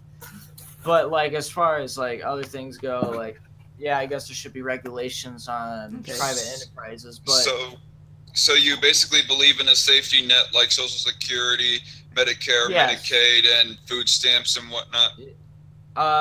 Yeah, in a sense. I would tweak those rules myself if I had the power, and they would be authoritarian. They'd be a lot bit. Yeah, I guess so. But they'd be a lot bit stricter. But at the same time, I still do feel like giving people who need a hand. That's just who I am. Yeah. So what about the government like having a single payer healthcare system, paying for everybody's education and making sure that everybody gets 15 an hour at least? I don't know if I necessarily agree with the 15 figure. I'd probably put it at about $12, $13 an hour personally. But as far as college goes, I feel like that's something you should pay into. Because I do agree with the libertarians on a scholastic level, because it seems like that would honestly, I feel like, because as far as public campuses are concerned right now, they seem to be completely high as fuck, and you know, the top ones just seem to be taking more of the government grants. But I feel like on a private level, those public colleges would be a lot lower in tuition cost. So I would agree with you on a public college level. Community colleges, I guess, would be a little bit different, but yeah, I don't think your private university should be a full ride, even depending how lazy you were. So I guess we would agree with that. Yeah. Okay, so I want to kind of direct the conversation back more towards the legalization of drugs, and this is something that kind of popped into my head earlier, and I said we'd get back to it, is nobody's accounting for the amount of gang violence and the amount of actual violence that people are in jail right now for because of the drug war. Because it's the same situation that we found when we criminalized alcohol, and it led to these gangs started like that's what led Al Capone to get where he was. That's mafia, where the mafia rose to power. Yeah, that's how they rose to power. Prohibition. And right now we've got all these different gang organizations. What are gangs doing? They are trafficking drugs normally for the cartels that are in Mexico or from Afghanistan. So I got a lot of knowledge on this. Yeah, okay. Because I'm in the Chicagoland area, so like you got the folk and the people nation. I'm more well learned in the folk nation because that's what I grew up around. But I have seen vice lords running amok around here. I have seen gangster disciples running amok around here. But here's the thing, like, they're the runners, right? Mm-hmm. Well, they're not even the runners. They're like the fourth man. We're not even talking about middleman. We're talking like third, fourth man now. Yeah, they're the foot soldier grunts. So the runners go from South Chicago all the way down here in the 219. They sell it to these vice lord sets and gangster disciple sets out here. And they'll then sell to like a fifth man or just the buyer. So the fifth man would take it back here and sell it for even higher price. So like out here, like a gram of weed cost, I've seen it as high as $20. That's fucking laughable from the connects I got. I pay probably like $5 a G. But some people pay 20 a fucking gram out here for that shit. And it goes higher with the harder of the drugs. So like, well, actually I'd say medium drugs out here are probably the most expensive. So like a gram of psilocybin mushrooms could cost you anywhere from like $100 up to $460 out here. So like it's just ridiculous. So like at the same time, these people would be getting lower prices of drugs. I'll agree with you on that. But at the same time, like, it's created an elite gangster network out here. Like, the top guy is probably living out in LA right now, making $800K a day. Oh, that's exactly what that is. It's a similar setup as what the mob had back in Prohibition. Yeah. Oh, yeah, I'd agree with you. So it's the exact same structure, hierarchy, and purpose for existence. If all of that stuff was legalized and private industry was cleaning it up, figuring out better manufacturing methods, cheaper ways to produce it, it would just be available to the public. I could go down to Walgreens and pick up an ounce of weed or whatever I want. True. Or whatever.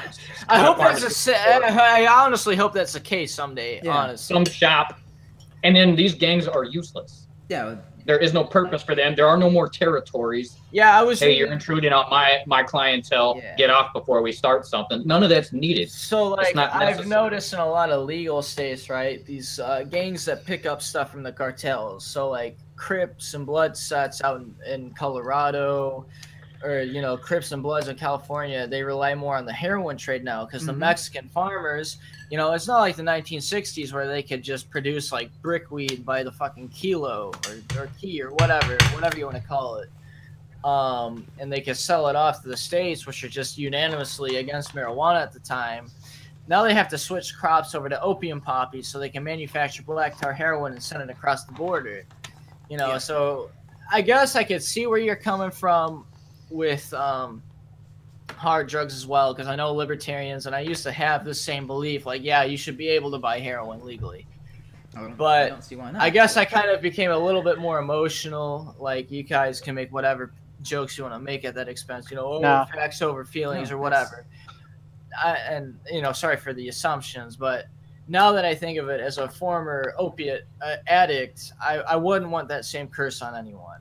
No, I'm of the same opinion. I don't want anybody to take those, but if somebody wants to do that to themselves, who am I to stop them? That's kind of my perspective. Exactly. If somebody wants to, you know, live their life in squalor, I feel sorry for them, but there's nothing I can legally do. If somebody wants to smash a fluorescent light bulb into their nuts for views on YouTube, I feel sorry for them, but there's nothing I can do. No, there's an entire internet site, break.com, dedicated to people intentionally injuring themselves. Well, I mean, I see it with, like, hardcore professional wrestling that works all the time, where they smash the fluorescent tubes across each other's heads. So, like, I guess pornography-wise, it shouldn't even make a difference. I guess. Hey guys, I'm barely contributing anything right now to this discussion, and I have to be getting to bed pretty soon myself. So, yeah, I ought to go. I'll catch you guys later. Hey, all right, have a good evening, Zach. So, nice talking with you. Nice talking with you, though. Nice learning a little bit about you. I don't regret saying lame and gay in response to one of your comments, though. I hope we can have a debate about something sometime. I'll moderate, as I can disagree with Zach and Milnerman politically on some stuff. That'd be kind of fun. Yeah, you could moderate on that, S-Man. We'll keep in touch on that. Yeah. Have a good night, Zach. Good night, y'all. Good night. Yep. This isn't going to go too much longer. Maybe another 20 minutes, because I think when did we start? 7:30? Or started at 6:30. Oh wow, it's almost been going 2 hours. Okay, speaking of debate, that'd be kind of like that'd be interesting if you and Milnerman would debate, like, left libertarian versus right libertarian. Sure. Yeah, sure.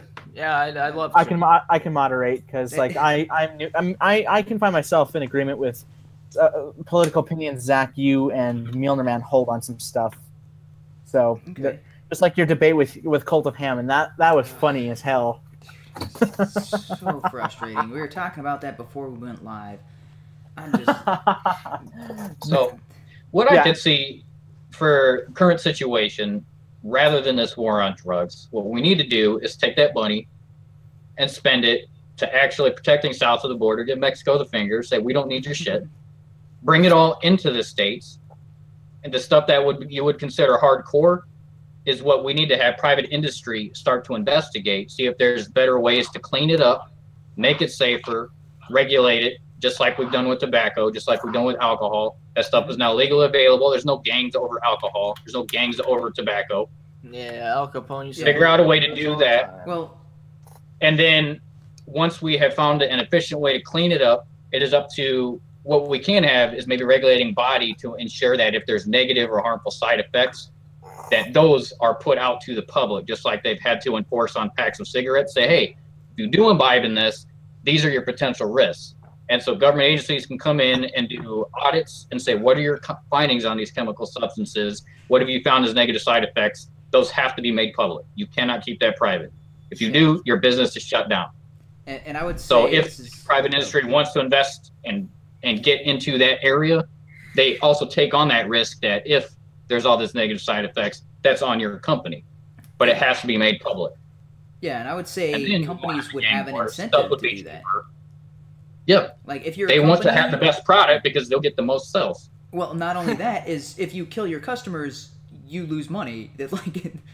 Like it doesn't make any sense to sell people like, hey, we're selling you these drugs and it's gonna perforate your heart. We can set up these cartels and they'll die out because their sourcing is gone. The money that those cartels have been getting is gone. Cut it out. Out here, the thing is now is like the stronger grades of heroin, they like to cut it with fentanyl. So I've known a lot of people who have OD'd and died, unfortunately, because they've probably had heroin cut with fentanyl. Probably. So I don't know. I guess you guys could probably convince me again of like, oh, selling like hard drugs is okay, but I, at the same time, like I don't think it's necessarily okay in that it's a good thing. Same reason I don't think alcohol. I mean, I like drinking. So right now I'm kind of on a hiatus from that. Just I'm trying to cut some carbs and lose some weight. But I know it's not necessarily that good for me. But if I want it, I'm going to find it somewhere. And so if I'm not going to find it in a clean, regulated, trustworthy, safe place, I'm going to go find it somewhere else, like a dealer down the street. And he's going to make as much money as he can. So if he cuts his shit, so that way he can make a profit, that's what I'm making myself susceptible to. I put myself in that situation because I went to imbibe in this substance. Yeah. So we can find a way to at least try and clean it up as much as possible, try and get it somewhat regulated. The government can tax it just like they do tobacco and alcohol. Mm-hmm. It's a luxury tax. It's something you don't need. It's if you're going to want this and they have to protect our borders to make sure the clean stuff stays here and the garbage stays out, someone's got to pay for that. So that's what the tax can go to, and that'll save us a shit ton of money in fighting, trying to regulate all this cartel stuff in our borders. When we just have it ourselves, nobody wants the trash coming up from down there. Yeah, there's the other aspect of drug dealers aren't looking for the long term. They want the quick and easy. They are looking at this could all be shut down tomorrow. So how can I get the most out of this today? That's why they end up cutting their stuff. Is they're trying to build up as much as they can while they can and get out. A company is there for the long term. They want to say, hey, companies are built usually on debt, massive amounts of debt, because they know, hey, 5-10 years down the road, we're going to be making money hand over fist. And it's going to be sustainable and it's going to be steady because, it's not like they have anything to worry about. They'll always have a pretty consistent customer base. And as long as they keep their customers happy, they keep making money. With drugs, because hey, you never know when a police raid is going to happen. You better make as much money on one sale because that might be the last sale you ever make. So they're trying to make as much money as they can, as easy as they can. So there is the incentive to cut their substance, and it's the reverse of what a company would actually have. So like I said, personally, I know weed dealers who will sell for 5 gram up to 20 a gram. So I get what you're saying there. Yeah. I mean, the prices, of course, hey, whatever the customer is willing to pay. Yeah. But you want to, if you know that there's nothing stopping that customer from coming back again, it makes no sense to do something that would harm them and prevent them from coming back. Whereas if you're a drug dealer, you're like, this guy may only buy from me once, and this guy might be an undercover cop. Who knows? This might be because it has that that black market element to it. You're trying to you're trying to capitalize on that one instance. Yeah, you're not planning an empire, a company. You're just trying to make your money right then and there. Yeah. And so there is another aspect that we sort of touched on is how this funds criminal empires and criminal enterprises. the other part of that is the heroin that's imported from Afghanistan, the opium fields. Yeah. We are indirectly funding the terrorists that are bombing and destroying all of Europe and the United States. It's like these. Like, how else are they making their money? Because the ISIS doesn't own oil fields. They don't own any commodities that we know of. They're making their money through the drug trafficking. That's how they're funding their endeavors. It's kind of a no-brainer to anybody who's looking at it. So if we cut that off and instead made, like, hey, it's now legal in the United States and now we're making our own, and we cut off that revenue stream for terrorists, there's no way they could host a 10-year plus war against the United States. Like, unless they've got some serious backing from oil, what are those guys called? Oil sheiks. Yeah. Unless they're getting some serious backing from sheiks, princes and, the $1 billion guys, the oil sheiks, unless they're getting that kind of money, what else are they going to use to fund their activities?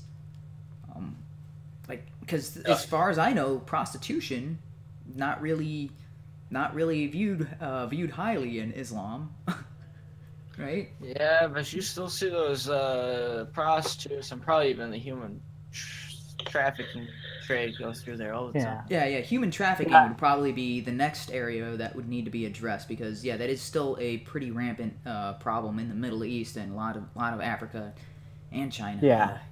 So that might be where they'll just double down on the human trafficking. Ugh. Yeah. And it seems like I know I brought up the Streisand Effect earlier, but I guess you could apply it to where we're trying to ban and criminalize drugs, and it just seems like because it's criminalized, people are just going to do it regardless. Or maybe that's not the Streisand Effect, but that's kind of what it reminds me of. It kind of is. It's the don't do this because it's dangerous, or don't pay attention to this. And you're like, oh, what's... you mean that over there that you told me not to pay attention to? All right, what's that about? It builds that curiosity. Yeah. So this will be kind of anecdotal. And so I'm a father. I've got a son and a daughter. All right. And so based off of parental experience, people want what they can't have and what they're unsure of and what's exciting and new. They're going to fight for that because it's attractive. It's something that they need to experience. So if you fight tooth and nail and say, no, you can't do that. No, you can't do that. No, you can't have it. You're going to be fighting forever until they either find a way to get it or until they move out and do whatever. So I'm not saying I give my kids drugs. I don't want them anywhere near. Don't. That's not the message here. The message is I teach my kids what the drugs are, what it can do to you, what the negative side effects are, and rather than be overbearing and say just, I'm going to be the militant presence, I'm going to be your instructor and teach you. And I think that's where we should be focusing on. So rather than the war on drugs, fighting our own citizens and just saying, slap on the wrist, bad you, bad you. Use that money for programs like DARE, or I think they changed it to START now. It's some other name. It used to be DARE, but... So whatever the name is, but have better education programs like that to fund rehab clinics so that way they are more efficient and better, because our younger brother kind of got hooked on some substances and ended up having to go to a rehab clinic. So, it can help if done properly. So if people are stuck on these substances and they're wanting to get off, we need to have better services to help them in that area, to wean them off of it so they're not doing this crash, just, cold turkey, and then their life goes to crap because their body can't cope. Because people can actually die when they're from highly addictive substances like cocaine and stuff. If they're severely addicted and they just cut it off, their body will shut down on them. That's medically proven. Yeah. So better ways to actually help our citizens cope with it and get off, rather than just constantly incarcerating them, beating them up, and calling them criminals in our society. Let's find better ways to help them get off of it, wean them off of it, and make it less of a stigma if someone's on it, and more of, hey, get our society geared towards not having it in a negative light, but how to help people get off of it if they're wanting to get off of it. And the people that just want to abuse it and trash their life, Let them have at it. And how to help people so that way they don't want it, as opposed to stopping and that'd be if they want far it. cheaper than all the military and everything that we're doing to enforce just inside our own states. Yeah. What a giant waste of money. That's where I'm coming from. Go ahead. But I sense you guys, like you're coming from a parental point of view and a political point of view. I kind of feel like HUMANE is coming from a familial point of view and a hopefully a philosophical point of view. But well, philosophy as well. But I am coming from like a former junkie point of view on this too. So I do agree with you on some angles. I would probably go further in like the effects of what certain drugs do, like what S-Man Speak said.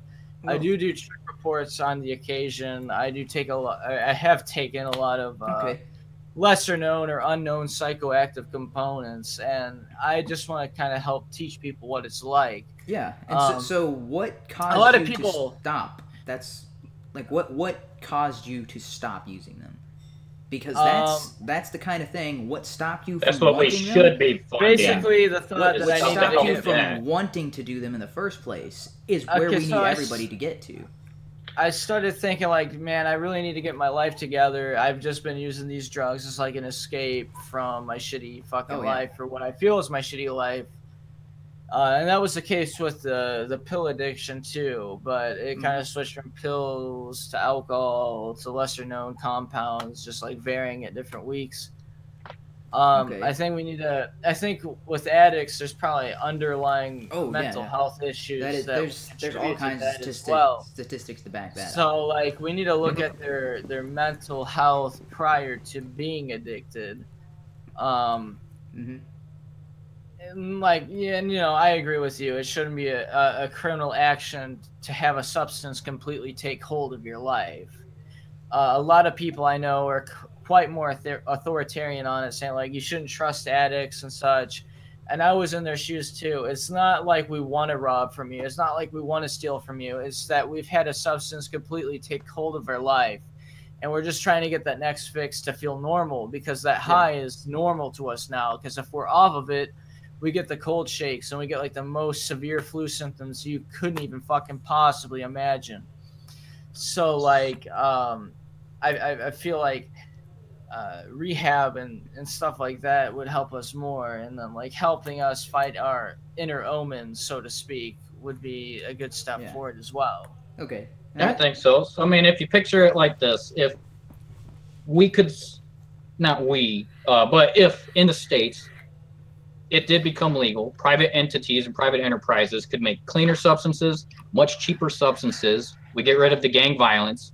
We get rid of the negative stigma that's tied to it. So those that are dependent on it, those are using it as a coping mechanism or whatever in their life, aren't paying an arm and a leg and stealing from their family and stealing from their neighbors and, you know, robbing liquor stores and whatever so they can get this cash and get what they need for their fix. Instead, it becomes more affordable, and then they have easy access to programs to help wean them off of it. Yes. And I would so say... it's an effort to make their lives easier so they don't have to become criminals, and then help them cope with what's the real issue is so they can get off this stuff. If the money focused there, we could fix our internal problems and then keep the garbage out of the states. True, but from where I'm coming from is like I'd feel personally guilty if I were advocating for like, yeah, sure, take opiates and then get addicted like I did. No. We're not advocating for No, not advocating. Similar to the vape industry and the tobacco industry. Tobacco's legal. They tax it. You can choose to take it if you want. You understand there's a risk of lung cancer and various other ailments. Okay. Well, maybe but now we're working towards ways to help people get off. Okay, well, maybe advocate was a poor choice of words, so I do apologize on my part, but I feel in a way it kind of just contributes to people's addictions, and I don't feel comfortable being like that, being a former addict myself. Yeah, I can understand that because, you know, once it is that people who wouldn't use alcohol if it was illegal currently use alcohol because it is illegal. So I understand that is a very legitimate concern. But I think the other areas definitely outweigh that. And this is something that, you know, Sinister was just talking about, is right now we're seeing issues where if somebody does have a substance problem, they can't go anywhere. Because if they try to seek help, odds are they're going to get busted for that substance habit. Like, only if you're one of the rich Hollywood elites or whatever that can go to a rehab clinic and on the discreet and get it taken care of. But for most people, like, you're not going to go to the Betty Ford clinic. So where do you go if you want help? You're going to go to, like, your local therapist or whatever like that. And if you mention drugs or criminal activity, they have an obligation to report criminal activity to the authorities. And guess what? In seeking help, you just got yourself put in jail. So that puts this discouragement on people seeking help to get out of their drug their situation. So if they have a substance abuse, and like you were talking about, there seems to be a psychological problem in that people use drugs to escape what is bringing them down. A lot of them, it's domestic abuse, it's rape, violence, it's situations of emotional abuse by their parents and all that sort of thing, and then they develop a chemical dependency, whether that's drugs or alcohol. But alcoholics, when they go to Alcoholics Anonymous and they whether court ordered or by their own volition, and they can go to therapists and they can get those issues dealt with. Right now, drug addicts don't have a similar path to wean themselves off of the substance and to get to the root of the problem. No, I completely agree with what you're saying, but I don't know if we got lost in translation or something. Because like I said previously, and even on my own channel, I've always been staunchly against the drug war. Yeah. So what I was thinking in my ideal system, like, if you're caught in possession of a certain amount of whatever type of heroin, like maybe you could face criminal charges, but like that's a debate for another day.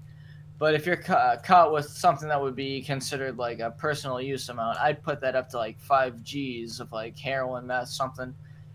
The police wouldn't arrest you, but they would make like a mandatory rehabilitation course necessary. Maybe like to go in depth with the effects of the drug, the long-term effects of chronic use of the drug, and so on and so forth. I think, and I've said this in my videos in the past, I think it's absolutely atrocious that you can't turn yourself into the police station and they can get you proper rehabilitation. Like in my ideal scenario, like say you get pulled over and you find like a personal amount of heroin in your car. The police wouldn't give you a ticket or whatever. They give you a referral to a substance abuse course. I think if it exceeds a bit, of course that would look sketchy. But I know in your guys' scenario, like heroin and stuff should be legal.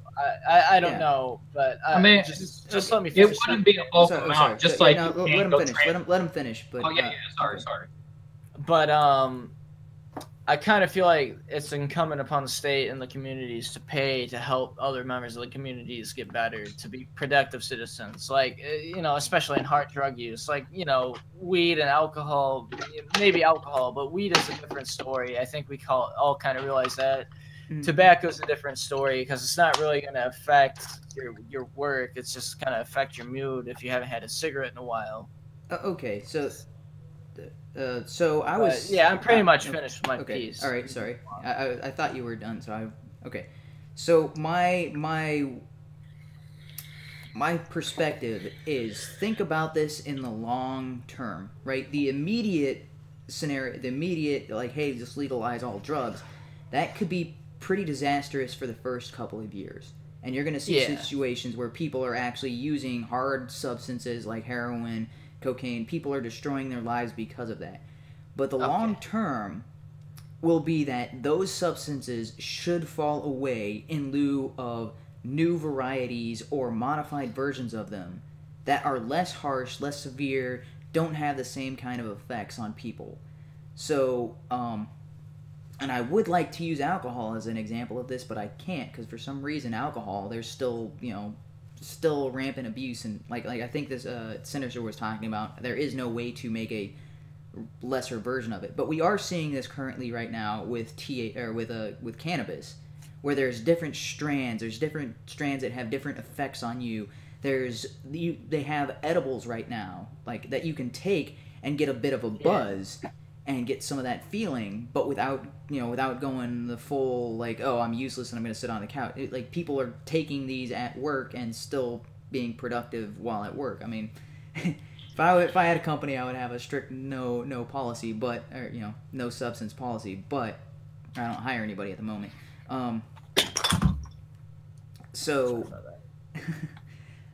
So that's happening right now when we're seeing that with cannabis, where there's a whole bunch of different varieties, and most of it is becoming very, very mild.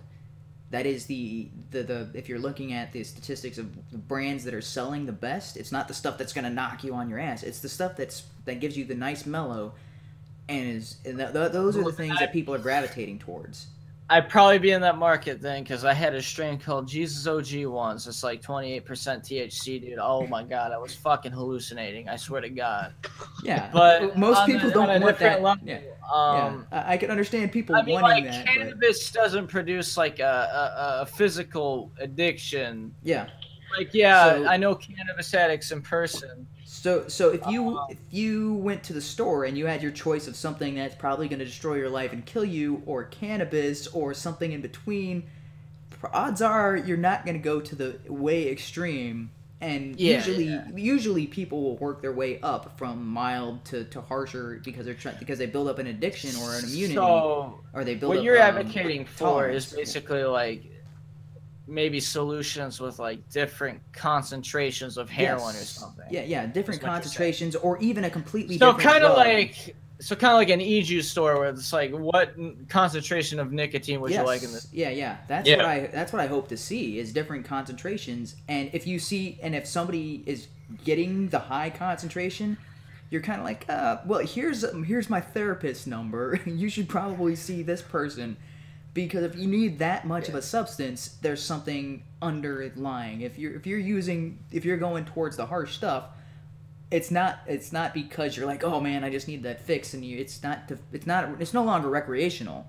If you're going towards the harsh stuff, it's not it's not just, hey, I just want to have a good weekend. If you're going towards the heavy stuff, it's usually I've got something weighing on my shoulder or on my conscience, or I've got something really fucked up in my background.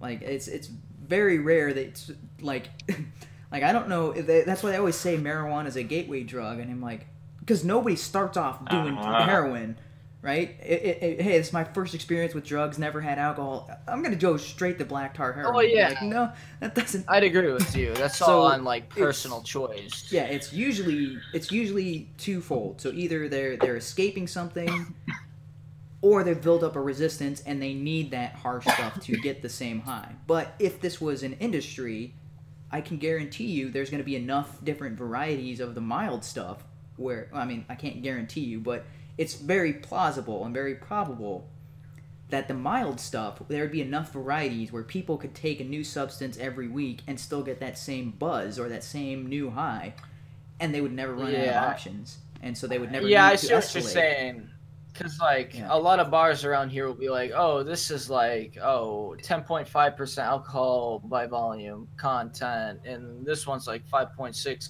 ABV. So I get what you're saying with that. Yeah. I don't know, but bars still have like a cutoff limit. Yeah, they see that you're starting to get too much. Oh yeah, you're there too long. You're imbibing too much. They'll cut you off. Yeah. Raby Jenkins poses a question in chat. She says, "Where are you getting this info from?" I'm not sure what that is. What she's actually going with. Yeah, I'm not sure what that's in relation to. Zero substances. Where are you getting this info from?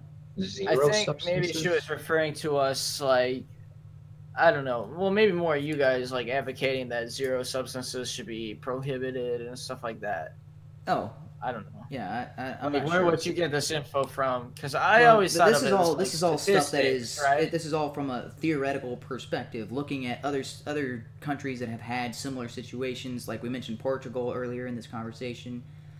Portugal, when they decriminalized it, they actually saw their death rates due to drugs drop. They actually saw the number of people actually using these substances drop as well.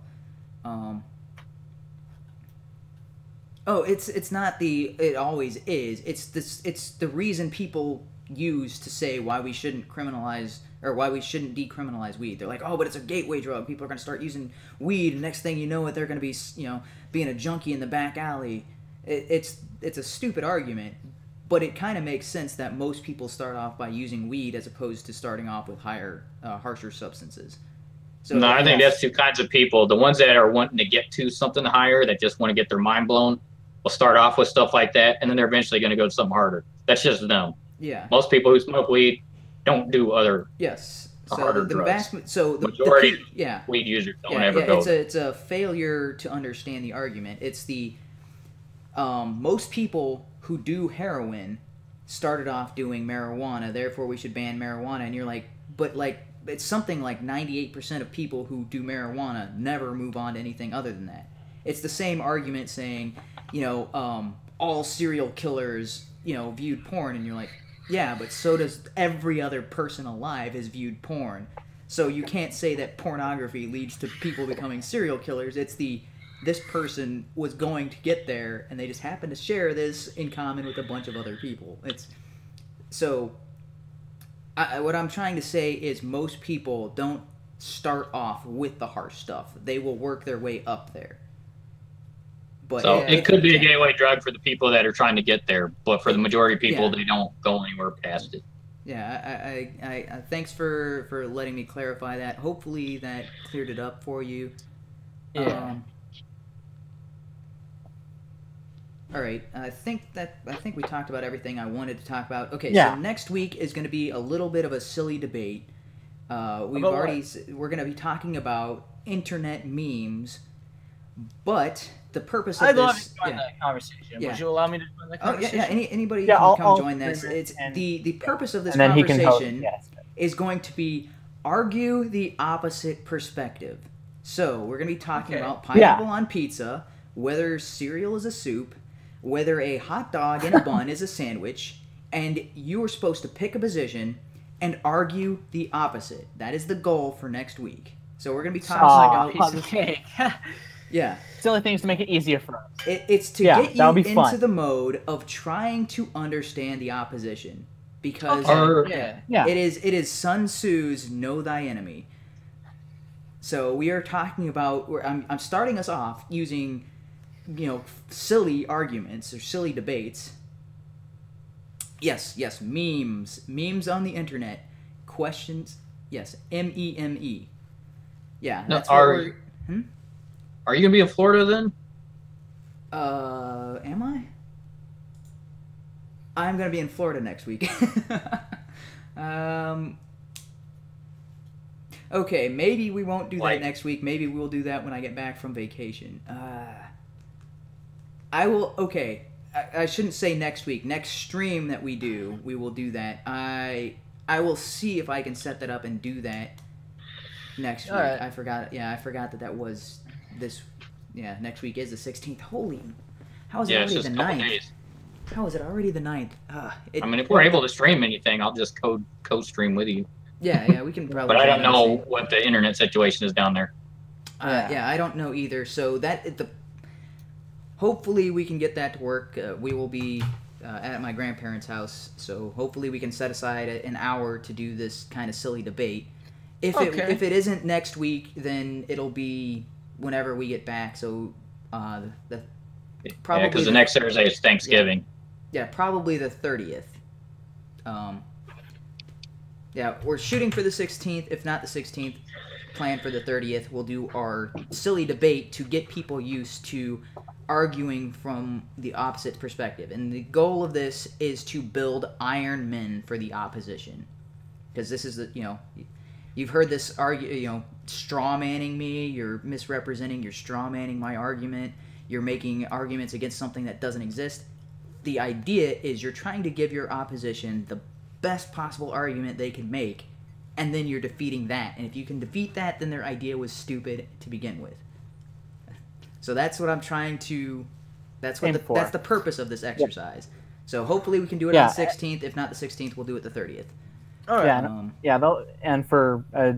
if you and Mjolnirman debate left and right libertarianism, whenever you guys want to, that'll be a fun way to see which is superior. But that'll be fun. A silly debate. I don't know if we'll come to a conclusion because Yeah. No, we probably won't, but I still think it'd be an interesting exercise. It's going to be interesting. Both sides of the libertarian spectrum. Yeah, and I appreciate you being very cordial when even when there is a discussion and there's a disagreement. Your attitude towards it makes you really awesome compared to some of the other people whenever there's a disagreement, it turns into Well, man, like everybody deserves respect, so I'm not gonna try. I know I cut off people a lot, but I don't try to do it in a mean way. Like I'm usually just trying to get other people to speak that haven't been too active in the call or whatever. Yeah, your attitude towards this is like, hey, you are welcome on my stream anytime. All right. Well, I appreciate it, and you're welcome anytime on my streams, man. Oh, I didn't know you did streams. All right. Do you post those in the chat? Yeah. Yep. I also linked a Skype chat on Twitter, so we're all connected, even Discord. So. All right. So thanks for everybody for sticking with us. Sorry this was a longer one. And again, sorry we started late. I'm trying to get us to start at 6, but it never seems to quite work out. All right. Catch you guys later, and thanks for all the people who joined the chat. Yep.